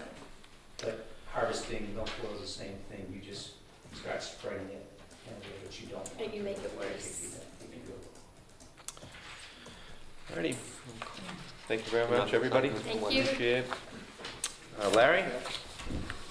Conservation Committee? Go ahead, Ellen. Can I ask Oh, I'm sorry, go ahead, Al. Bill, do you have a copy of the mapping so that we can look or try to hit all of the owners? Yeah, you're talking about several hundred. I would have, just put in the email to have them contact you, maybe that way, draw a Yeah, list but of. we don't. Yeah, but there's a lot of people who don't know what we're talking about. Right. And They that's wouldn't why know if we knotweed had from a copy pine of the tree. map, Right. we could overlay it on the property Yeah. tax maps to see Right. who owns what. Can we get a copy of that to the town office, Phil? I can get, I think I might even have one. this is what we passed out. Yeah, I have that.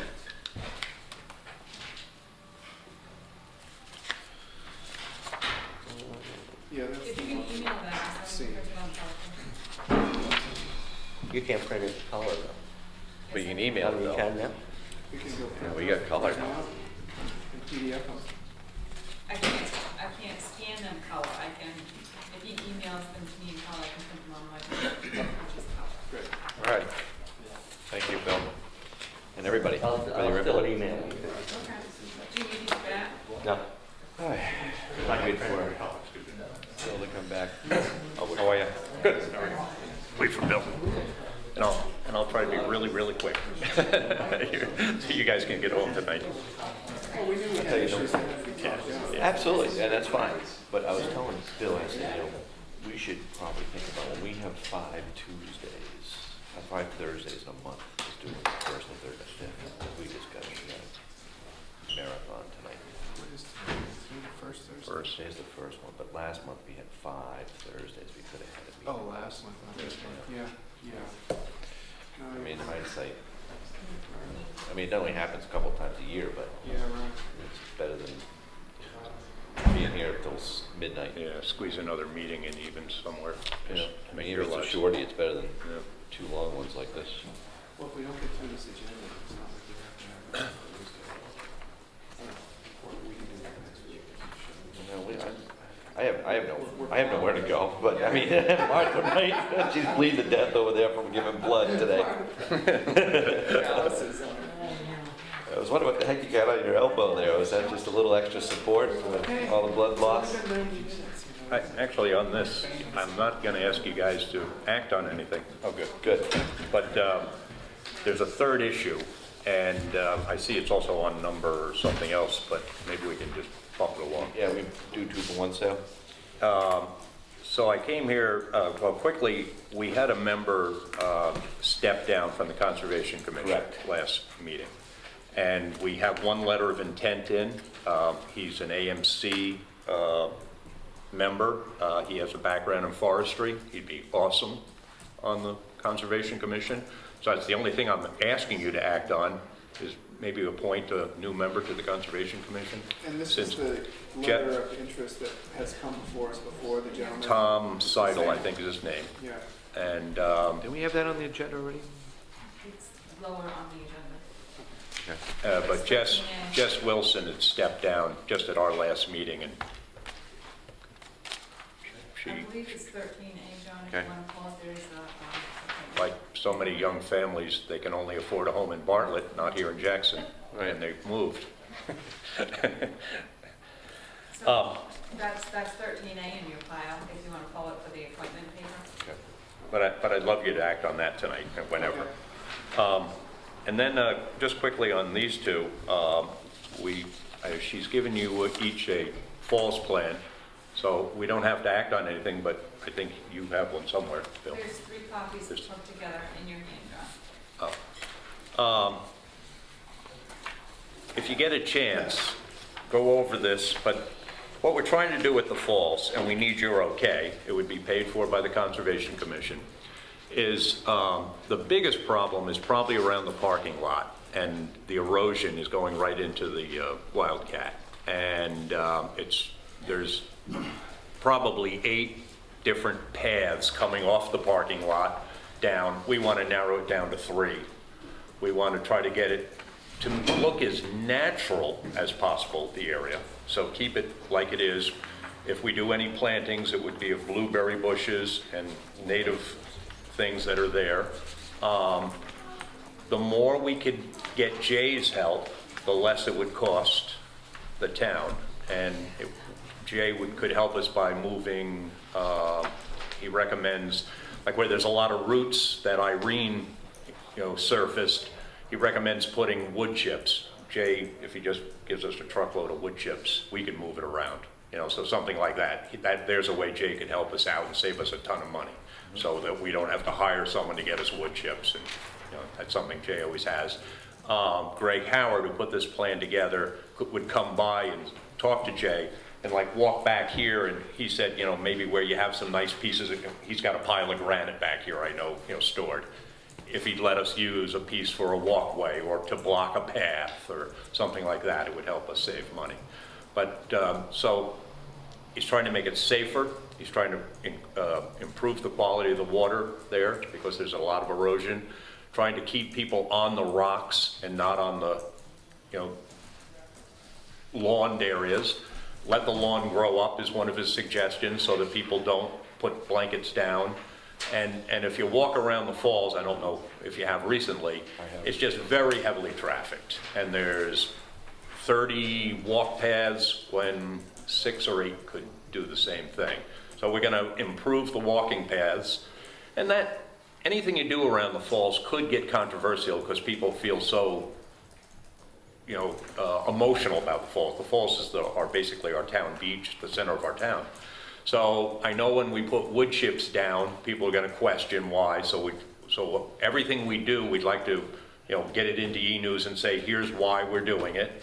And we, you know, blocked off this path for walking, and we're going to block it off with branches and, you know, rocks or a blueberry bush or two, and let them know we're trying to revegetate. So we might have temporary signs, revegetation signs, and just try to get it back to, yes, it's going to be heavily used for the future, but as wooded and natural as possible. And that's kind of what this plan lays out. I thought I'd give you guys some time to look it over. He did a very good job of photos and laying it out nicely, and his suggestions. And Was Greg involved with this project? Greg Howard did this project here on Grays. And yeah, he's Is there any soil permitting or scientist. anything that's required for this? No permitting whatsoever. We're not going to. And we're hoping that, I mean, literally the biggest cost will be the action plan, which we've pretty much paid for. It's about $1,000 to put this so far. We've put into this. And the plan will be a number of years if we're not doing anything, drastic or fast. And it's wood chips, all natural, uses, and we're just trying to make it safer, more wooded, more usable. So I just wanted you guys to take a look at it. Have you had conversations with Jay about the granite? No, I haven't a lot. Yeah, I was hoping to catch him. haven't, or you have? No, I haven't, and I will. On Monday, I'm going to just go talk to Jay and see how he feels. Right. Which brings me to the other one, which also involves Jay. And the Forest Service is backed out of the Than project. They're cutting up above Prospect Farm. They're done now cutting, and they've pulled out. They signed a contract with the town, and it was, I believe, B, Gino, and Dick Bennett were selectmen at the time. And they're not bound to the contract, it says, but they were going to put in a 6-car parking lot. If you go up to Prospect Farm, their gate is on the right, ours is forward. It would have been just through that gate to the left, and it's on our property. There's dry area. They're trying to renege on that. And they say they don't have the money now, they may in the future. I've been up there recently on every weekend. It's heavily used, a lot more than I expected. There's a lot of cars, they're parked all over the place. If we cannot get them to help us, and we're going to keep pushing, we're going to ask the selectmen maybe to write a letter to the Forest Service, ask them to consider, the contract that they signed and consider doing it if they can this year, and maybe back us on that, and we'll go to them. But I sense that they're not going to come up with the money for it. The Conservation Commission could afford to do this with Jay's help. So it all depends again on Jay and what he can do and can't do. And if Jay just says, I can't do anything, we'll back away from that and we'll look into doing it on our own. But we do need a parking lot up there. We have the property. Jay's the best person to tell me where. He'd know that's what he does. He'd know what's the driest spot, the best spot. I'd love to see us get an 8 to 12 car parking lot. That's what I've been seeing up there. There's 8 cars, 10 cars, they're parked all over the place. It would be summer and fall use, not winter, because we wouldn't plow the road. And the Conservation Commission would, probably pay for that. If there's a pit up and beyond on the Forest Service property, they may allow us to haul gravel out of the pit. So maybe we can make a deal with them if they can't build the parking lot. Could we use their gravel pit within a quarter of a mile of and maybe Jay could haul out of that. But again, we have to sit with Jay. Yeah, does he have the time? Is This something he could do next year? Is it, he could maybe do the clearing, or we could hire the clearing and maybe he could do the filling, something like that. But I just wanted to. Copy of that contract. I have a copy. I don't have it with me. Well, I think maybe I'll bring it if up. we can get Jay Give it at to the you. next meeting and Okay. have a conversation about best way to proceed with that. Good. I think that my initial reaction is we should be going on record about scope of services in the contract being Right. met. And asking for some dialogue with them once we can be clear on what that contract said. And maybe that Sorry, I does didn't bring it lead with me. to Sorry. a gravel pit access that normally wouldn't be there, or some assistance in So that some we way, can shape, or negotiate. form. Okay, so you can't afford some things, what can you afford? We need some help, let's try and move forward. Maybe a good fall project, if we can get our ducks in a row before then. And I just wanted to throw it out there for you to see how you felt about it. But it's, we've got that wonderful piece of property. We're improving it more and more each year. We've done a lot to it. It's, 450 acres, and it's a shame not to have somewhere to park. People are parked on other people's property. They're all over. So. And other than that, the only thing I'm going to ask you to do this evening is to, when you get to the assignments, to consider So next. getting us another member. All All right? So And do you want to just leave this open until you come back to I us, will. asking to come back onto the agenda? correct. Okay. And then the Falls project, I just wanted you to review it, see how you feel about it. And I'll come to another meeting and before we go ahead. Thank you. My initial reaction is I'm supportive of them. Yeah. Really Oh, good. appreciative that Good. you guys have put the time into that. Thank you. Yes. Okay, thanks again. All right. And following up with Larry's request, here is a appointment for Thomas Seidel, is how you pronounce that? I think so. Okay.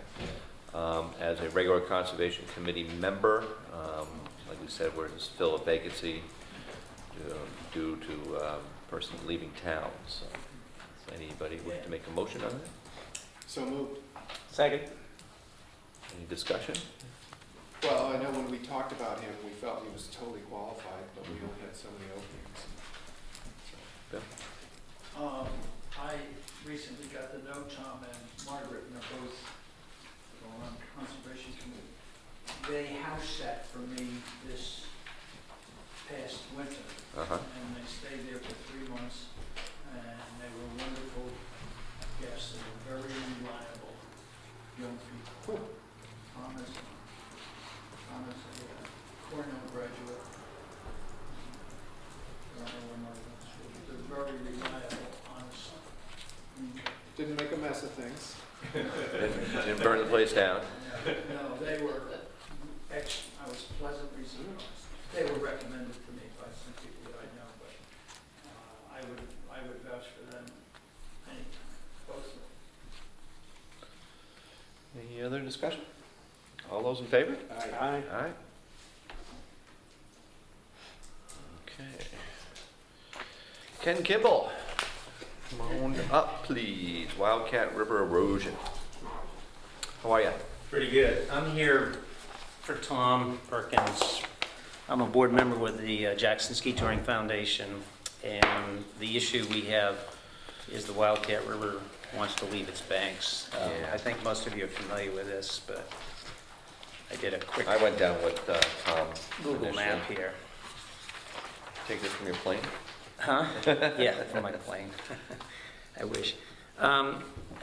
Just as a quick summary for those who aren't familiar, the map you're looking at, if you look at the bridge that's crossing the Wildcat, which is on the lower left right there, the Wildcat is coming down essentially like this, and then it takes a sharp left and comes underneath the upper bridge on the golf course, the Eagle Mountain Golf Course. And as it rounds that bend, there's a pool there, and when you get high water, particularly like what happened with Tropical Storm Irene, but with high water events, the water actually starts to get backed up upstream. And then the river has started to try to cut a channel during some of those scenarios that actually would bring the river so that it's going to come. I drew an arrow on yours, and it's tried to cut its way through there. And under normal river geomorphology, over time it would start to actually cut a new channel through there, and then the river would flow and the bridge would be isolated on the other side. It would be extremely difficult to find a new location to put a bridge there because the current bridge that's located there is trying to take advantage of the high terrain and bluffs so that you can get the water to continue to run underneath there. So Jackson Ski Touring Foundation has talked with the landowners, which is not Eagle Mountain Golf Course. Actually, Eagle Mountain Golf Course, if I've got it correct, actually has a lease for the golf course there, and has been in conversations with the golf course as well, and has verbal approval from the landowners to come forth with an attempt to try to remedy this problem. And there's actually two issues. I mean, what we're looking at here is trying to find a way to harden the bank so that it can't continue to erode through there. Understanding that this is in the River Conservation District overlay, it's also in the floodplain. And whatever final plan comes forward would not try to change the floodplain whatsoever. That is, it's not an attempt to try to build riprap to really bring it up higher. And most of the floodplain ordinance which is section 12 in the zoning ordinances, as I read through it, is really focused in on changes because you have a structure out on the floodplain that may have been grandfathered and you want to make changes or you want to do some changes there. And the section 12 of the floodplain ordinance is really focused in on not trying to reduce the capacity of the floodplain to retain floodwaters during a flooding situation, which the proposals that we're looking at right now, we don't have a definite plan. At this point, have no intention of trying to change any of those dynamics. It's basically trying to find a way to prevent the river from cutting through there. And the options out there are anything from using rock riprap, which is now not that popular, to trying to use some biological methods such as root wads. And we'll be talking with folks to try to find out the best way.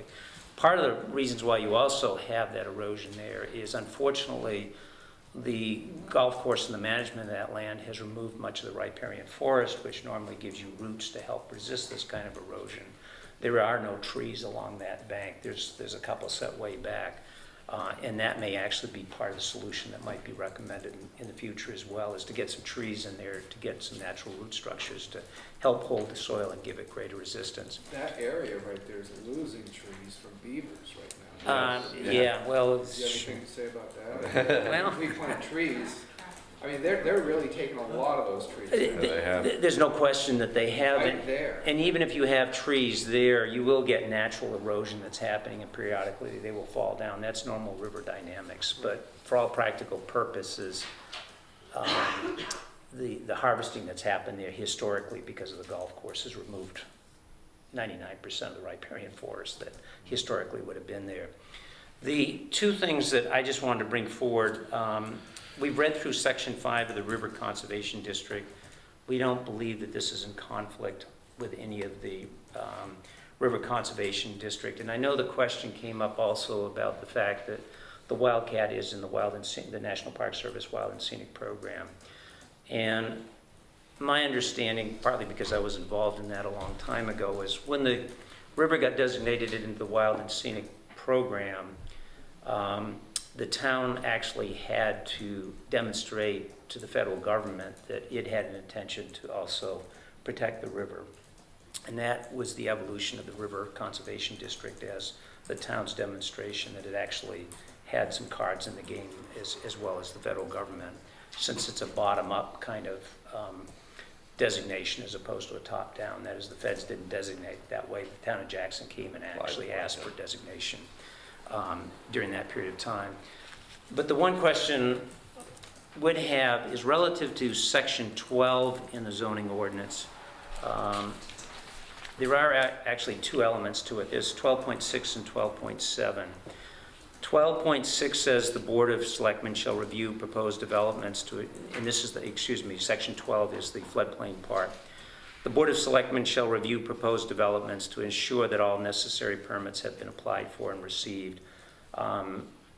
Jackson and Eagle, et cetera, would go through with New Hampshire DES to make sure that all the proper permitting and the right geomorphology was done.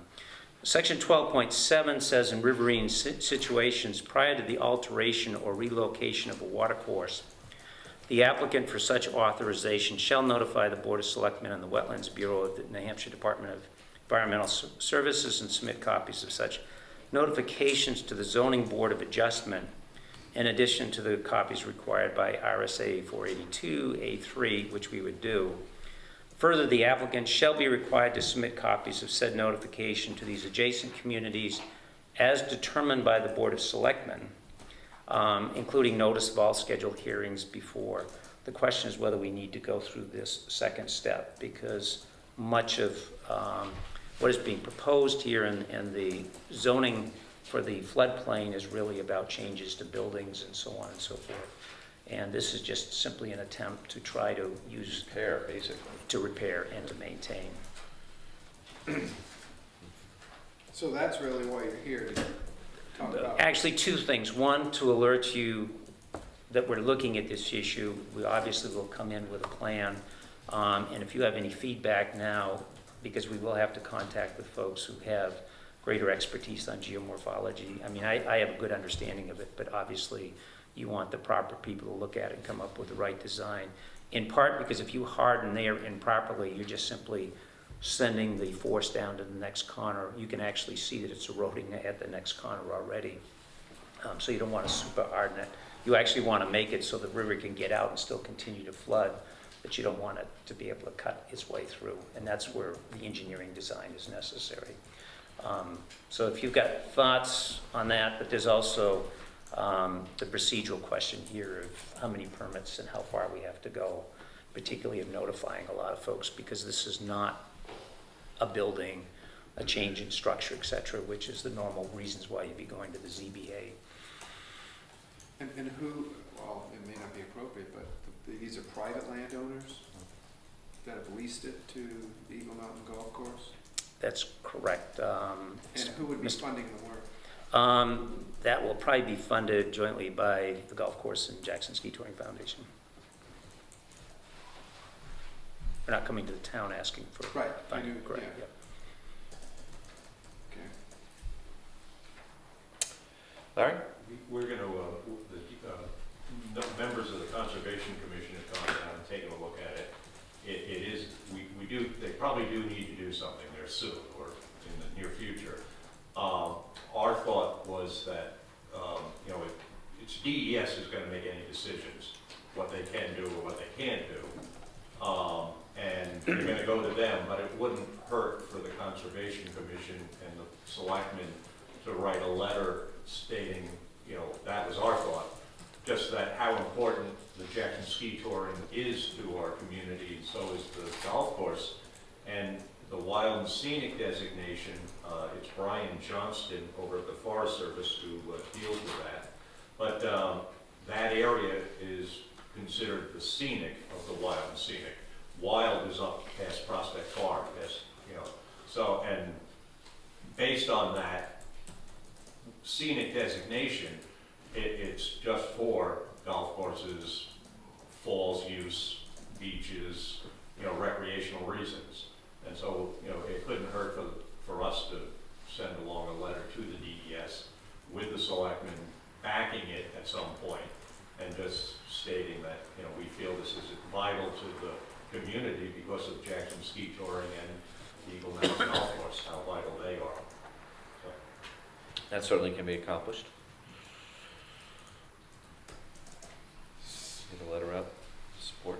So what's your timeline on That's a good taking question. some action? Tom has already talked with DES. Need to get the engineers on site, come up with a plan, and then submit that plan to you folks for approval. Do you have any guess on how soon a plan like that would be coming to us? I would be hopeful it's in the next couple of months at the latest. Oh, okay, that's pretty quick.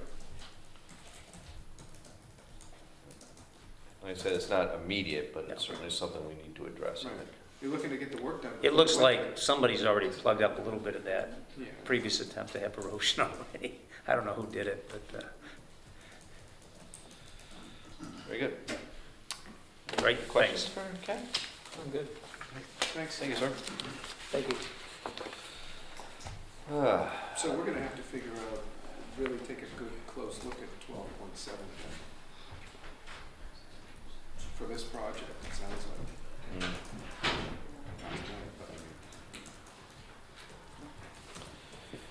Yep. All right, next on the agenda, item number 15, legal expenses through May 31st.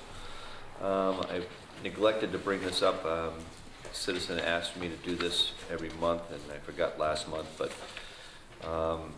as of, well, let's see, this is the, Basically May 31st. I'm sorry? Through May 31st.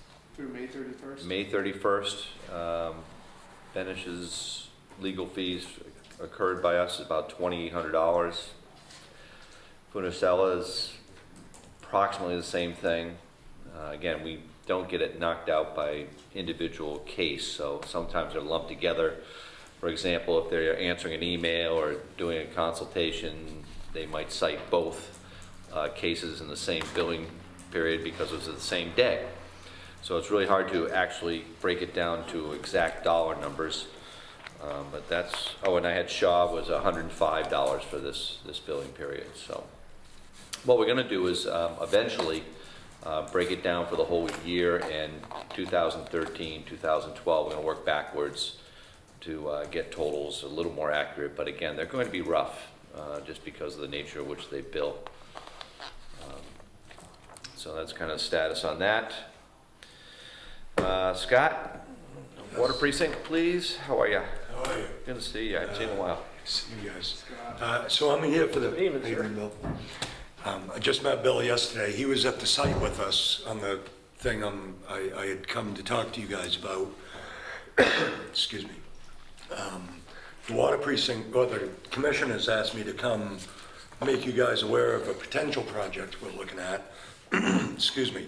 It's a 600-foot water main extension that is, if you, at the post office, you know, there's a fire hydrant right there, directly across the road. Yep, 600 foot up Black Mountain Road. So the water main actually does an elbow over by the skating rink and goes directly over to that fire hydrant, and that's where we end. And so 600 feet up from there is the new house that they're building on the left on Black Mountain Road. Yeah, Brian. And they expressed interest. They have. So anyway, we were looking at it. We looked at it closely yesterday, and we're going across 250 feet of paved area at the town hall. So that's quite an impact. People don't like pavement cuts, that sort of thing. But it also involves you guys because it's a potential for water to the town hall. I know that's Historic Society and you may not have, but you should at least know about it, and we thought it was worth coming in. Is the post office on that too? They're on Water Precinct now. Yeah, they are. I say potential, I don't know that, the Water Precinct, the precedence is that anytime there's a water main extension, the precinct doesn't pay for it. The new customer would pay for it. We're estimating it's probably a $75,000 project to lay 8-inch water main and then with a fire hydrant for fire protection and for flushing the system. The homeowners do have a substantial amount that I think they'd put at it, but we're still, you know, a third a third of the funding, 2/3 of the funding that would still be needed. So that's why I say, potential, the water precinct has the capacity, and we are always looking for a practical expansion to, make the base bigger, the customer base bigger. For that reason, why not? The other consideration is if that sort of thing happened, then it involves an expansion of the precinct boundaries, which is a function of you guys.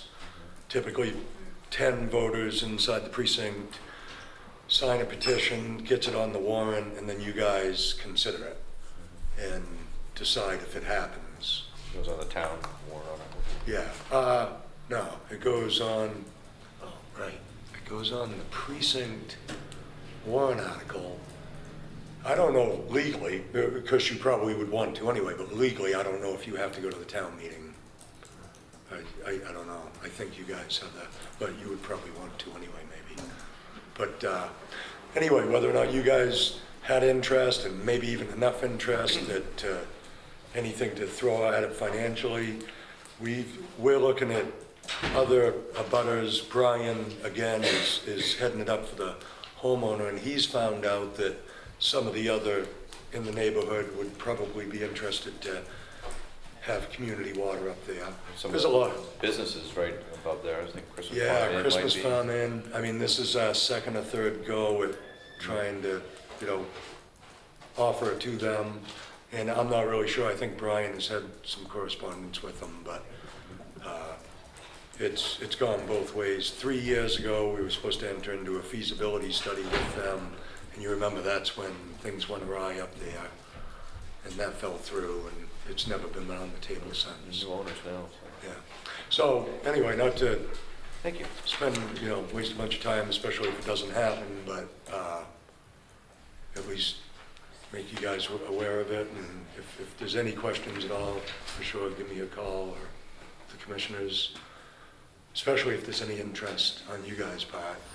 I mean, typically, if it went ahead and you guys say, oh, no, not now, we would install a curb valve for future. We'd ask you, well, gee, if you want water, I guess it would be toward the back of the building, right?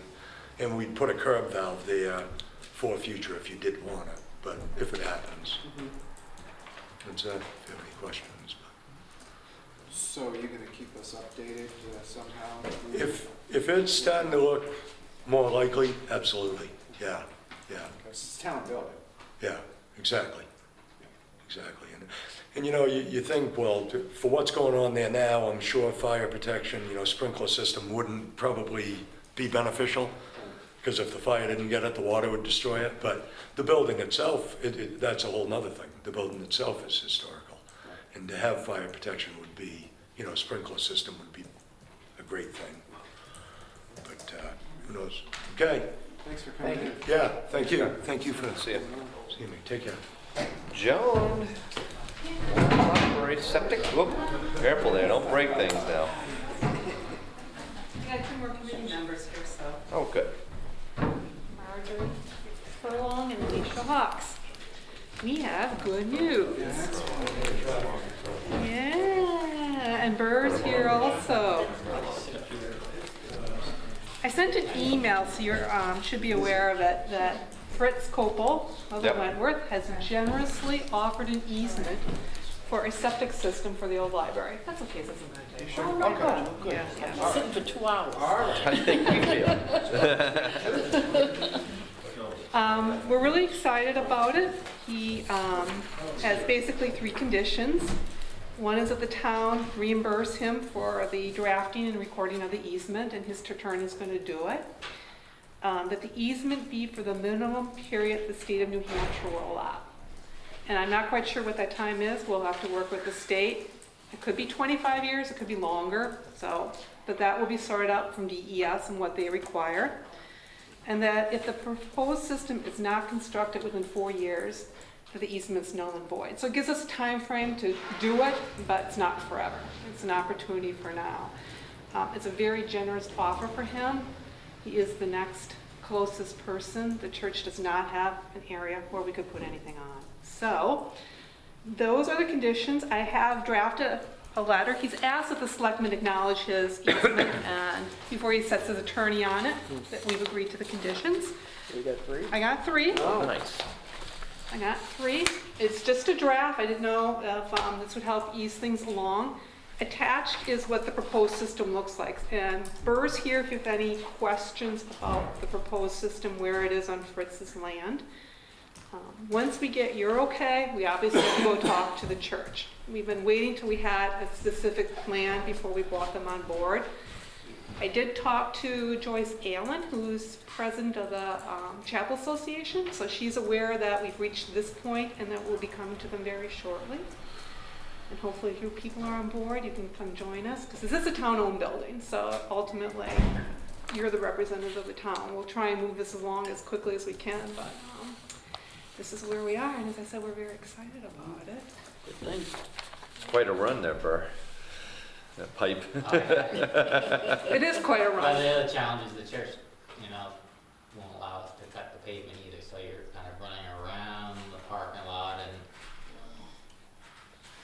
And for not good- way getting there, but that's the only place to go. It's not gonna affect my golf game on the golf course. No. The reason, churches' septic systems underneath their parking lot. Right. So they don't want us digging anywhere near it, and Sure. it's completely understandable, Sure. yeah. What, is there any kind of an estimate on what the legal cost to draft and record the easement would run? Because that was the piece I was wondering. He didn't give us a He didn't draft. say offhand. It's David Hastings, so Peter Melania, they're all together at the same place. I don't know what the charge would be. We do have it's not gonna cost $10,000, but we do have a budget. Well, yeah, I know, and that's what I was wondering, How is much that of- gonna come out of the budget? That should come out of the budget. That's what the budget is here for. If you looked at the warrant article, was to take these steps. So you don't need our approval? Well, we do Just- enter this just agreement. Enter the agreement with them, yeah. We do have the budget to do it. And this is just a draft, and I'll send it over to Julie and Ella if you want to use it or make changes to it, just to move it along here. So, is there any questions? I think we knew that it was gonna be challenging to find a way to get a septic system that would serve the building, so. Looks like we might be able to meet that challenge. How long is that line? I don't recall what 2,000 feet. It's not a big line. No. No, It's like a it's, 2, it's in the water. There's a scale. 2-inch line, it's not, don't get the scale on the bottom, so it's Or 400 feet. it'll be pumped, There's gonna be a tank Right. behind the building. There's a lot of fun. Maybe 400 feet, I don't think it's that long. Yeah. There's a lot of room for error when we get that long one, but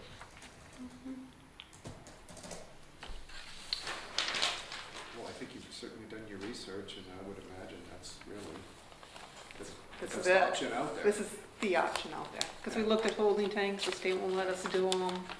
You're next to the river, the church has no land, Right. and it took a while, but Fritz has graciously agreed to it, which is a big step. Yeah, It's the closest spot, short of crossing the river. right, You're not gonna cross the river. I right. would like to see an estimate first before, what this. Estimate of the legal cost? Yeah, Okay. it's, you don't want to give an open check, blank check. Is there a number? Are you trying to get the signature tonight? If you Well- are, then maybe you could put a cap in on your thing and not have to come back with more than that, and say, you said $1,000 or something along those lines. I think if they don't have to do a lot of research, it's probably pretty modest amount of money, but if they need to do a lot of deed research for some reason, maybe that would bring the cost up a little bit. So, if you were trying to get Yeah, an I was- answer and you wanted to say, yeah. okay, let's provide that the legal fees are not more than $1,000, move forward. What did you budget for legal fees? We asked for 10,000, Yeah, but that was knowing about- that's not enough to do the project, but we Right. were thinking that was enough to get us going on it. Legal fees, I've done this so few times, I don't have a good feel Have you for it. expended any of those funds to date? Well, if you go, let me go back a little bit. Year before, we got $5,000 to do the design. We didn't spend it all, so it kind of went away. So FERS fees to design the system didn't get all billed on that $5,000. So we have eaten in a little bit into the $10,000 for completing of the design. I want to say like $1,500 worth maybe, something like that. Yeah. Yeah. Yeah, So you know. you feel like you got 8,000? We got 8,500 left, we're in that range left, yeah. What other expenses do you have out of that 10,000 that's left? Well, none yet. What, next is, it turns out that Fritz is doing some work on one of his buildings, and it's going to need to tunnel under 16 for utility services. So he's gonna have a crew, right, doing work on 16. The water source for the old library is gonna be the fire hydrant across the street. Right. So in July, when that crew was there, we were gonna see if we could save money, you know, transportation of equipment and stuff, and get a bid to see how much it would cost just to get the water line across the street as long as we had a crew there. Sort of an opportunity coming up. We're still just learned of this, so I don't have an estimate. So to me, that would be the next priority, because the crew would be there. We may be able to save some money and do that, but that's just if. The $10,000 is supposedly set up in the capital reserve fund, so it shouldn't go away this time. So to the degree we don't spend it, we can use it for the system when we get more estimates on what the systems are gonna really cost us. Okay. So, And probably would have to come back for more money in the next town meeting. Yeah, Sure. and you know, we are setting up a 501c3 for that building. We're having our first meeting on June 23rd. We got the paperwork filled out. We'll file it with the IRS and the state. So to the degree the town does not completely fund this, we will have a mechanism to go out and do private donations. And the building needs other things too. It is sagging a little in the middle, all the way from the books, so it is going to need some jacking up. I mean, there is some things that have to be done. Some of the trim's rotted. The exterior does need to be restained, you know. There's gorgeous wood floors in there that need to be refinished. So there are other things that if we put money into that building now, it'll be here for another 100 years. Now is a good time to do it. So, you know, we have some fundraising to do. We'll have to come back to the town and find out how much we can get from town revenues and how much we'll have to get from private contributions, and it's not going to be all 1 year.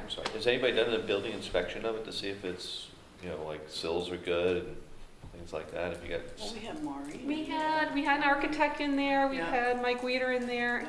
Andy's been in there. I don't know what he did on his checklist and stuff like that. But we're beginning to tackle some of those issues, John. If we were going to put in a septic, you're going to be digging and doing some floor cutting, you know, so you have to go through all those list of things. Now we have a system. Until we knew we could actually do this, we didn't go down some of those steps. For instance, it's not insulated between the ground and the first floor. If you put water in the building, you're going to have to do some insulation. Sure. Yeah. So, but with the restroom in there, I think the building will be used more. I mean, it's really that simple. Yeah, I have no idea the cost of refurbishing that, or? We're starting to get estimates for, you know, like Mike Weeder came in, he went under the building, and the painting and the trim, and we talked to another guy, and just getting some estimates to see what it would all cost. So you're really looking for a letter of support to Fritz, signed by us to Fritz, acknowledging what the conditions are for him to look into the easement. Exactly. To draft and file the easement. Obviously, is stuff that's got to happen next in order to take Anything else? steps. It seems to make sense to me. I mean, it would be nice to have that estimate. It clearly sounds like you've got money in your budget, regardless of what the search is going to run.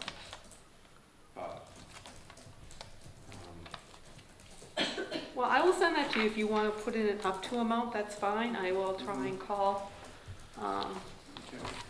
their lawyer and see if he can give me a ballpark number, or you can insert that in the letter, that's fine. Again, this was just something to move the Right. process along. Yeah, Right. I'm sorry, you know, sure. And I think we want to find a way to move it forward from our discussion tonight. Right. I think if we wanna, you know, piggyback on, so to speak, the boring across the road, then we really need to get the septic design in quick, which we need to get the easement to get the Quick. septic system designed, you know, so it kind of all. Quick, yeah, Right. Snowballs. yesterday, Yeah, Well, the easement's going to cost what it costs, so. yep. yeah. It's just the legal fee and the filing fee, so. Right. Yeah. Right. Can't imagine. He's not asking for rent, he's not Right. asking No. for any other financial consideration, so, which is again, very generous of him. Yeah. So do we want to take a roll call vote here and see if we're in favor of this, or? Sure, I'm in favor of moving the project along. We put a lot of work into it. Sure, so am I. I'm So just, make a motion to sign the letter of intent here for the old library management committee It's actually from you to Fritz. from us to Fritz, right, regarding the old management committee, old library management committee, I can't talk today. You know, to move the process forward, I guess. So moved. yeah, let me ask, the discussion is only about this limit on the cost. Is that gonna go in this letter, or are Do you you? want We could add that if you You want want to. to just put in up to, reasonable legal fees up to,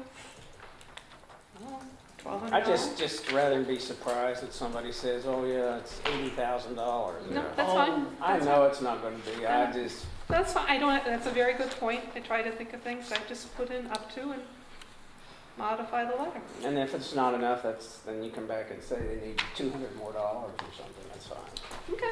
Well, I'll withdraw my motion then, John, and we'll, so you can kind of add an amount to that. It seems like we're kind of grasping at what a reasonable arbitrary amount would be, like $3,000. Is that gonna cover a legal search? I would think so. I've never done one before, so.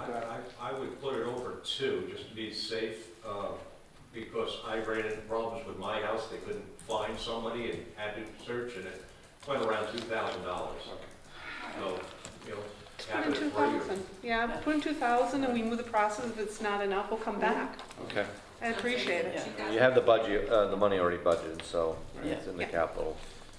So I'll go ahead and make a motion then that we sign a letter of support acknowledging what these conditions are, up to an amount of $2,000. I second. Any more discussion on that? Thank So you that- very We much. want that on the letter from town. I'll let it. All those And in I'll favor? email to you. So. Aye. Aye. Excellent.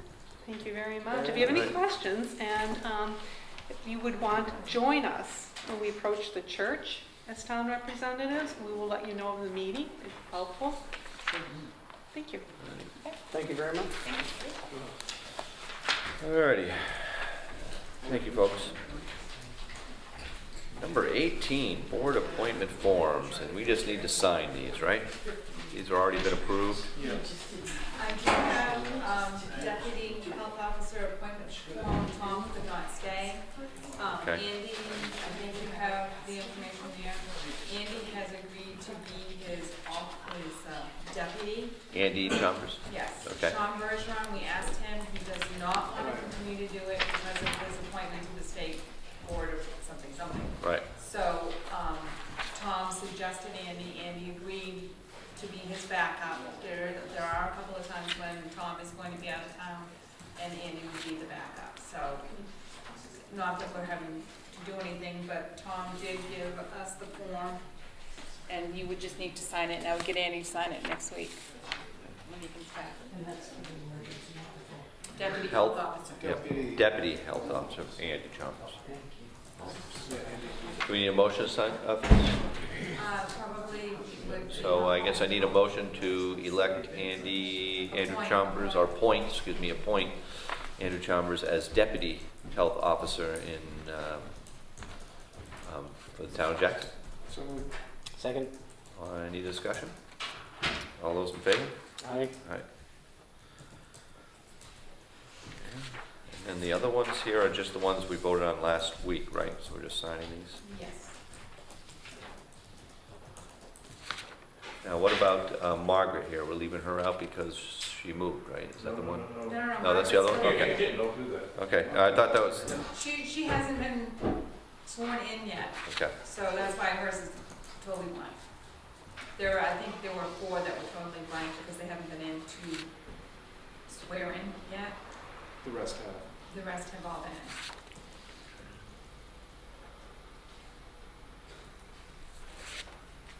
Take some of those if you want to start. Do you need to have these, Martha? I'm just signing the forms that you approved last time. Well, there we go. Sorry, Larry. No. Whatever you do. Don't you be digging, Margaret. Was that your meeting here yesterday? Was that yesterday you had a big meeting here? No. There was a whole crew out here yesterday. Who was that? That was the. Workforce housing, wasn't it? Oh, that was here? I thought that was over at Compton. It was Yeah, regarding. you were supposed to be at it, and so was I, Joe. Oh, I was at another meeting. I was double booked. That has nothing to do with it. No, it doesn't. It doesn't. It absolutely doesn't. Was it a good turnout?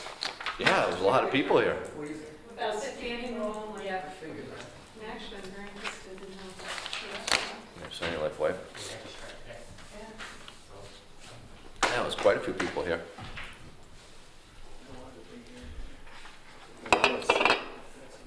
I still did not consider stopping. No, I actually did consider, and I said, no. Whatever's going on, they're doing fine. Just without kidding. me. All right, 19A, all right. Under new business, office, Some of these can be pretty quick. all right, we got payroll transfers online here. I think that's more of an FYI. FYI. When we spoke to Warren, we got his okay. Oh, these are one for each of us. Oh, those will be. Employment at will. This is 19A, right? Oh, this is, That's gonna be. oh, that's the PTO's one. Yeah, exactly, Okay. that's the package.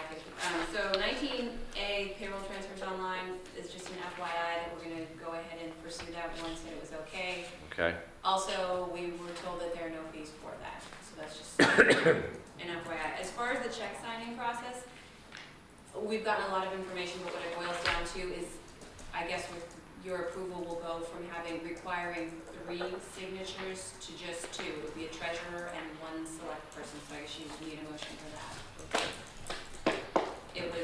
We were told by attorneys and MRI that it was unnecessary to have. is there gonna be a manifest that we're gonna see Yes. at the meeting, so everybody can see what has been signed and? Yes.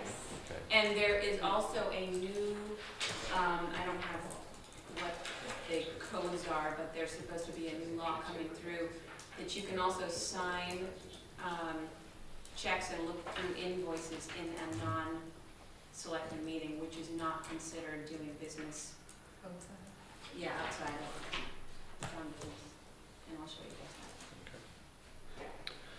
that. All right, so I guess we need a motion to change the check signing process from, we had 3 selectmen to one, It's 3 signatures. 3 signatures. 1 treasurer, 2 selectmen. and one treasurer, 2 selectmen, And it would to drop down to. 1 treasurer and 1 selectman. Yeah. The treasurer and 1 selectman. Yep. So moved. Second. All right, any discussion on that? All those in favor? Aye. Aye. And treasurer, and then we get a manifest every week. All right, PTO clarifications. Okay, so that Proposed- one also ties into the old business of 20A. It's been on there for some time. Okay, We've come up with, Bob and myself and Ella have come up with a proposal. Your packet would include the new proposal with the changes in red. Mhm. It has calculation, or it has a couple of comments as to why the items have changed in there. It has a calculation for prorated time, and then it has our current policy and a sample of Bob's employee policy where he works. And so we've revised that. I think the best thing to do is probably have you guys take that home, look at it, and make any suggestions, changes, whatever you want, and then we can vote on it next meeting. Sounds good. Is this the one we're working on? That's yours. That's Yep. your whole packet. That's your yeah. packet. Now, I spoke to Carl and I spoke to Jay. I did not speak to Doug and Sean, but Carl said he did. They feel that they want to leave, they don't see anything wrong with that policy the way that it is, so they're more in favor of keeping it the way that it is. We're in favor of moving ahead with the new proposed policy, and Jay and his crew gave the okay to go ahead with the new policy. So we have 2 for and 1 against. And the discussion really was about almost having an opt-in situation for town staff. It's basically giving employees The the right, option to do what they want with their given time. Instead of designating it for sick, designating it for personal and vacation, it's saying this is the time you have off and you can do with it what you want. It's basically what the change is. So you guys can review that and just let me know if you want me to edit, change, whatever, and then we can bring it next meeting. that's right, and yeah, we just decided, let's give the packets out, we can study between the meeting and then have an intelligent conversation about it. And would it make sense to make changes, wholesale changes like that at the end of the fiscal year? And Well, there's actually a suggestion in my sheet that says how we could transition. Okay. So then the next thing would be the office hours. At one point, you guys had mentioned, there's a copy for all of you with that. Here? No. Nope. You had mentioned having some office hours available on Friday. So what the proposal would be, which would actually be more hours available, would be Monday through Thursday, 8 to 3, Friday, 8 to noon.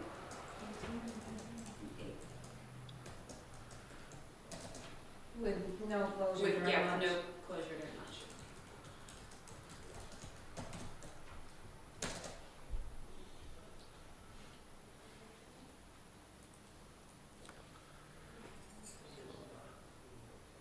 Hours a week. Right now, we're 28 hours a week. Yeah. So really, we haven't been closed during lunch, though, right? Well, usually the office gets locked and lights are off in the hallway.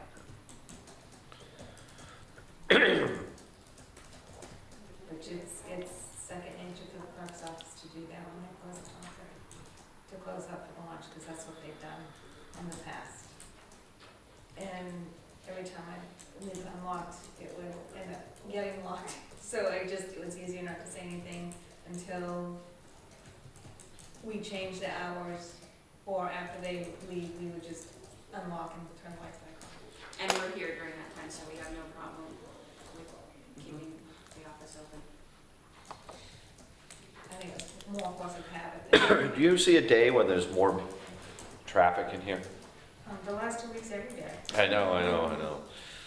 But I is think there it's any, seasonal. There's not really any one day that there's more than the others. There hasn't really been a lot of traffic on Fridays because we haven't technically been open to Right. the public. We've just been here to finish up business and finish up the week. So start the next week somewhat ahead of schedule. is it busier in the morning, afternoon? Doesn't. I think it's sporadic. So I guess we were wondering, or the conversation was about, are we ready to take a look at whether we want to endorse these new hours, or should we consider that between meetings also? Or, I mean, they did a great job here of putting in what other towns are doing. And they're both supportive of the increase in hours, so increase in access to the public. That's what we're here for, is That's right. Is that what you? that's how I feel. I have no problem with it. Yeah. I don't either. I think it's a good idea. Then I'll make a motion that we go to a new set of office hours For the selectmen's office only. for the selectmen's office only. Yeah, right. Which will be Monday through Thursday, 8 to 4. 3. 8 to 3. 8 to 3. And then Friday. Friday 8 to is noon. 8 to noon. Second? Second? Any further discussion? All those in favor? Aye. Aye. Alrighty. Letters to the trustees of the trust funds for the greater signatures required. So, I contacted the board of, or the board of the trusts. Trustees of the trust Trustees, funds. yes, that. And they walked me through the process of what we need to do. Okay. So after you guys sign that, I send that to them, they meet, and then decide how to proceed with the funds for the graders. just this top page. Yes. I guess we need a motion for that, to withdraw funds from the trust fund for the greater $175,000 purchase.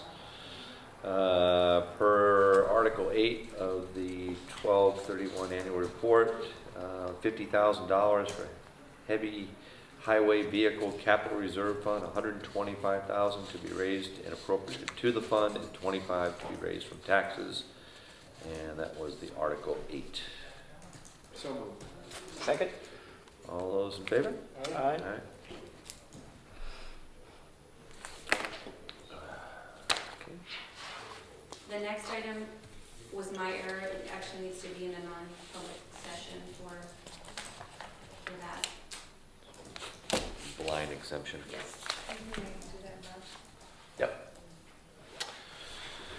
All right, and liquor license transfer from the inn at Thornhill. It says the town of Jackson, New Hampshire acknowledges Gunther and Heidi Zimler and their business entities, the Luxury Inn Collection LLC, as the new owners, as well as Thornhill Management Company Incorporated as a new operating company. The town has no issue with the inn at Thornhill and wishes to give our permission for the business to continue serving alcohol at this establishment at 40 Thornhill Road with a liquor license properly obtained through your office.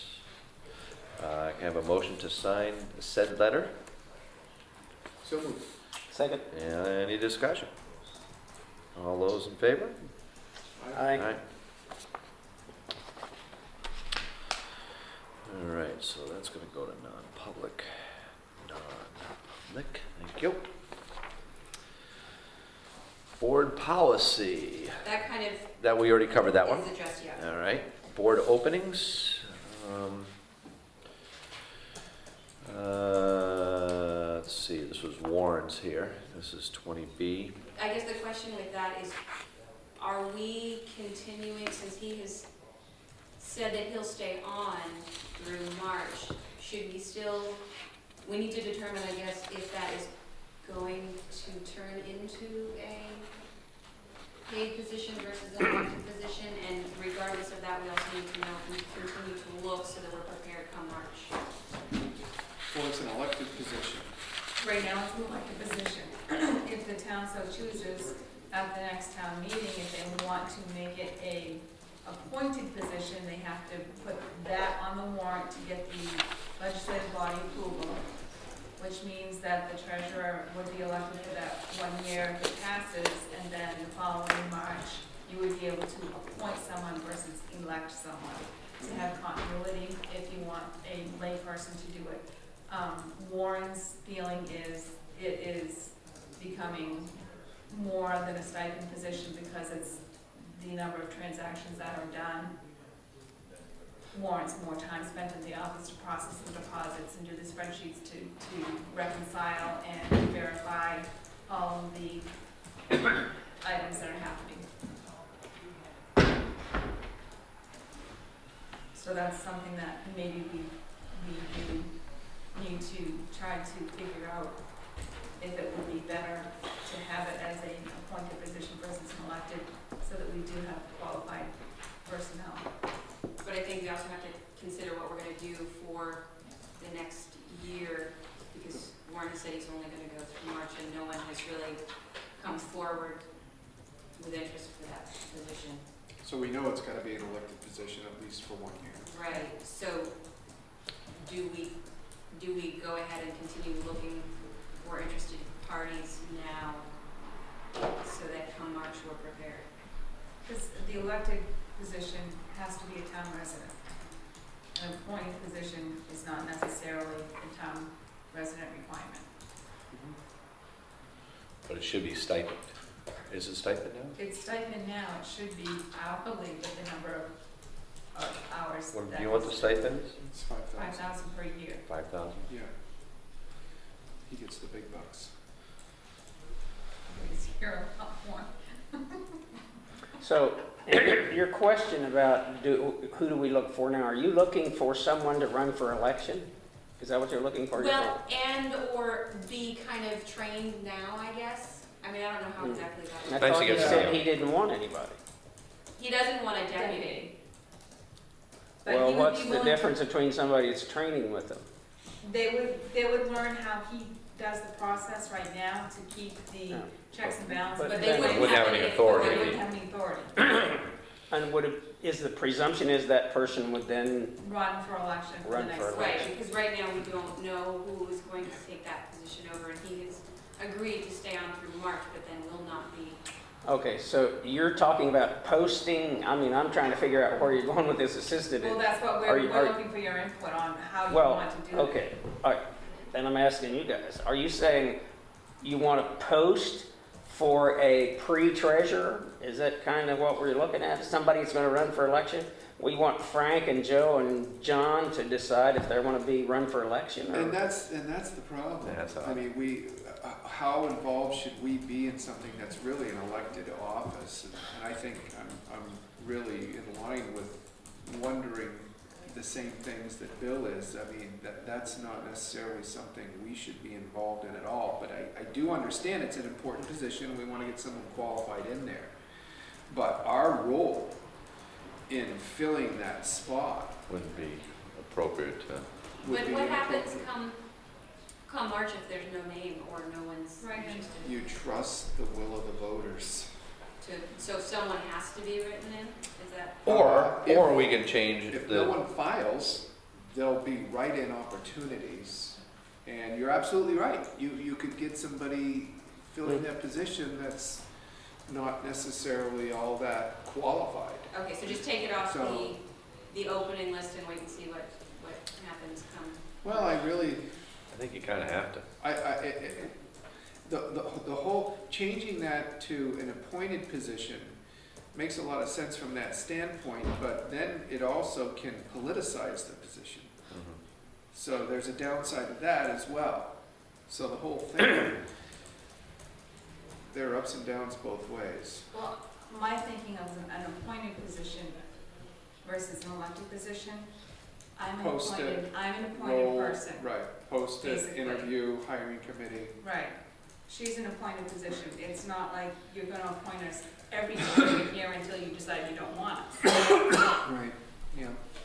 That's my thinking of an appointed treasurer position, but right or wrong, that was my interpretation of it. That's How long has Warren been the treasurer?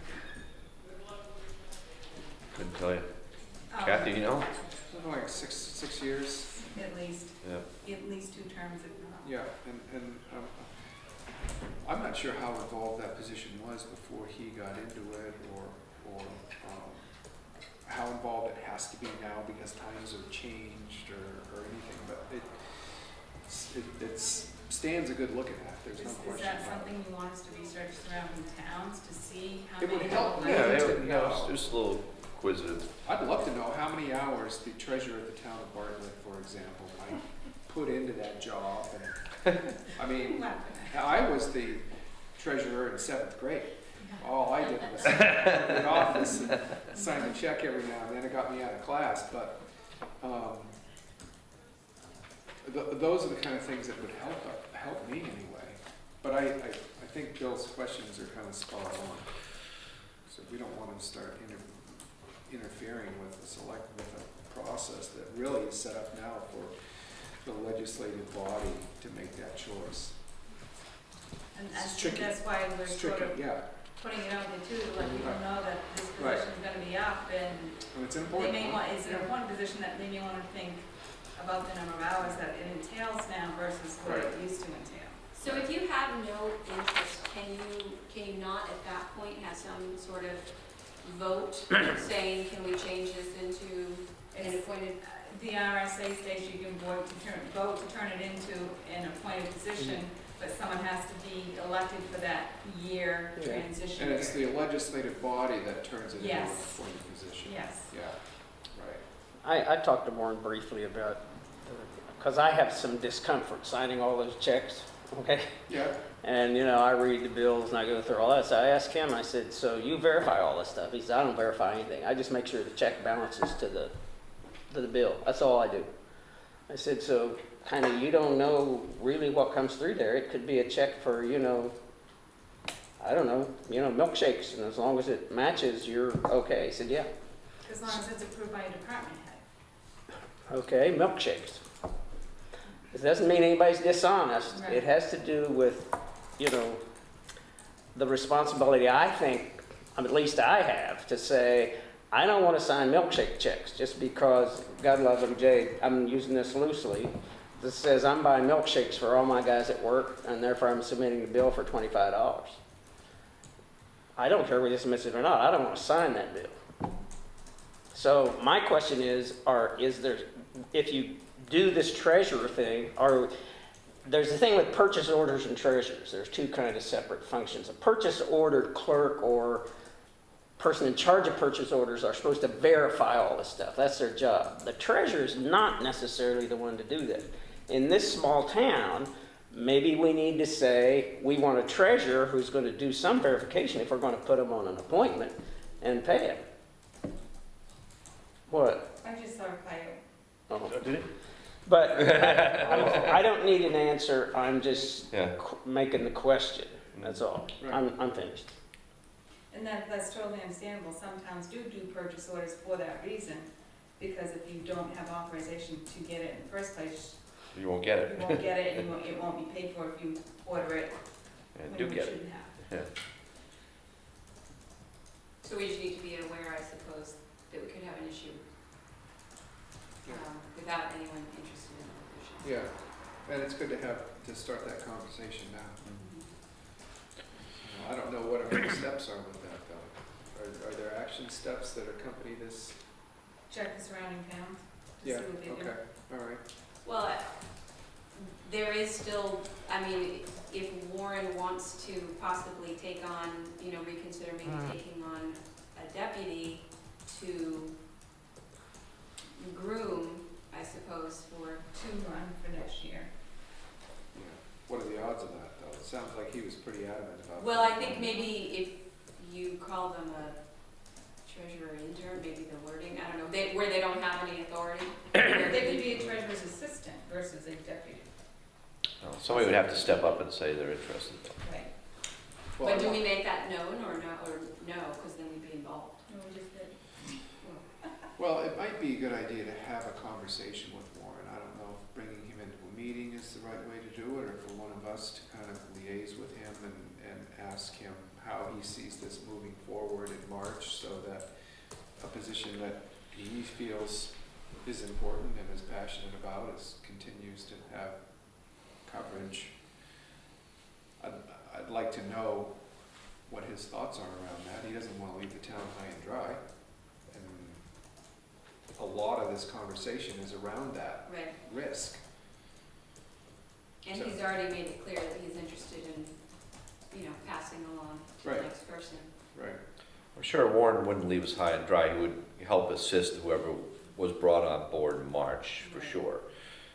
But who would step up, we have no idea until elections. I mean, I don't think you can go out there and ask for people when it's really an elected position, Let's find out what other towns do. Yeah. Job descriptions, update. We have a couple job descriptions here. So the one for Ella is new. The one for me is simply a title change. At the top, it was the one that you guys had already come up with and approved previously. Right, Yep. right. I haven't had time to look at this yet. But So I guess you could just take that with you. yeah, can we just table this till next Yeah. meeting and Yeah. get a chance to look at that? Right. Because I haven't really had a chance to I'm look at familiar it. with Yeah, it, those are your copies, buddy. but you guys need to be familiar with it too, so. Mirror Lake I think we lamp, already addressed that. We're waiting on quotes. Waiting on quotes? waiting on quotes, okay, for the Mirror Lake lamp post replacement. All right, and almost done here. We got charitable exemption requests, recommended actions enclosed for each from Jason Call. This is a revisitation. Yeah, well, this is the one we declined the first Choose time. mine? Well, he said it could go either way, but he didn't give us the supporting documentation of what was passed, and we didn't have the time or wherewithal or know-how to dig back further until after he raised the question. The past 6 or 7 years, that particular entity has been exempt. Right. Which, that, I did not know that. I wrote some of the letters, but I don't always remember who I write to, because I was doing various different things. So when I pulled the file to see the history on it, I'm like, they've been exempt for at least the last 5, 6, 7 years anyway. And to not exempt them this time would require a letter from the board as to the reasoning why, which I don't really know what there is. Other than Jason's recommendation that it could go either way. That wasn't his recommendation before. Didn't he recommend? We thought he recommended, Against all of them. against all of them, however, on the bottom it said it could go either way. Oh, So we missed. well, we thought he did too. Yeah. Could I ask what property that is? It's- the antenna? Yes, it's R17 031B-B02. I was just wondering, because in the past, you've talked about the fact that they get their tax exemption and they've got the property and where they're already on the antenna is at Black Mountain, but they didn't qualify. Did it qualify? And that's what was discussed previously. But they've given them the exemption every year because without the antenna up there, we may not be able to receive the non-public radio. In the non-public radio, a lot of the towns, older townspeople do listen to public radio to get their information on. Oh, I know. So, that's why it can go either way. But in past history, it was exempt. We talked a little bit about this a year ago, Jim. Yeah, didn't we? But we I didn't forgot talk all much about it. Did you do, so you approved it last year then? Yeah, Okay. and as Ella was saying, it's probably 6, 7 years running. Maybe as long as that antenna's been up there, Yeah. they've been exempt. Yeah, this is May, April. And there was some information in the file on 2004, but it wasn't a formal letter, so I didn't comment it.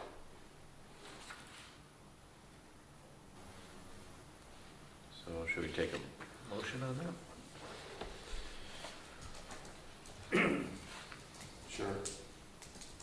So move to exempt NPR from, as a charitable exemption request.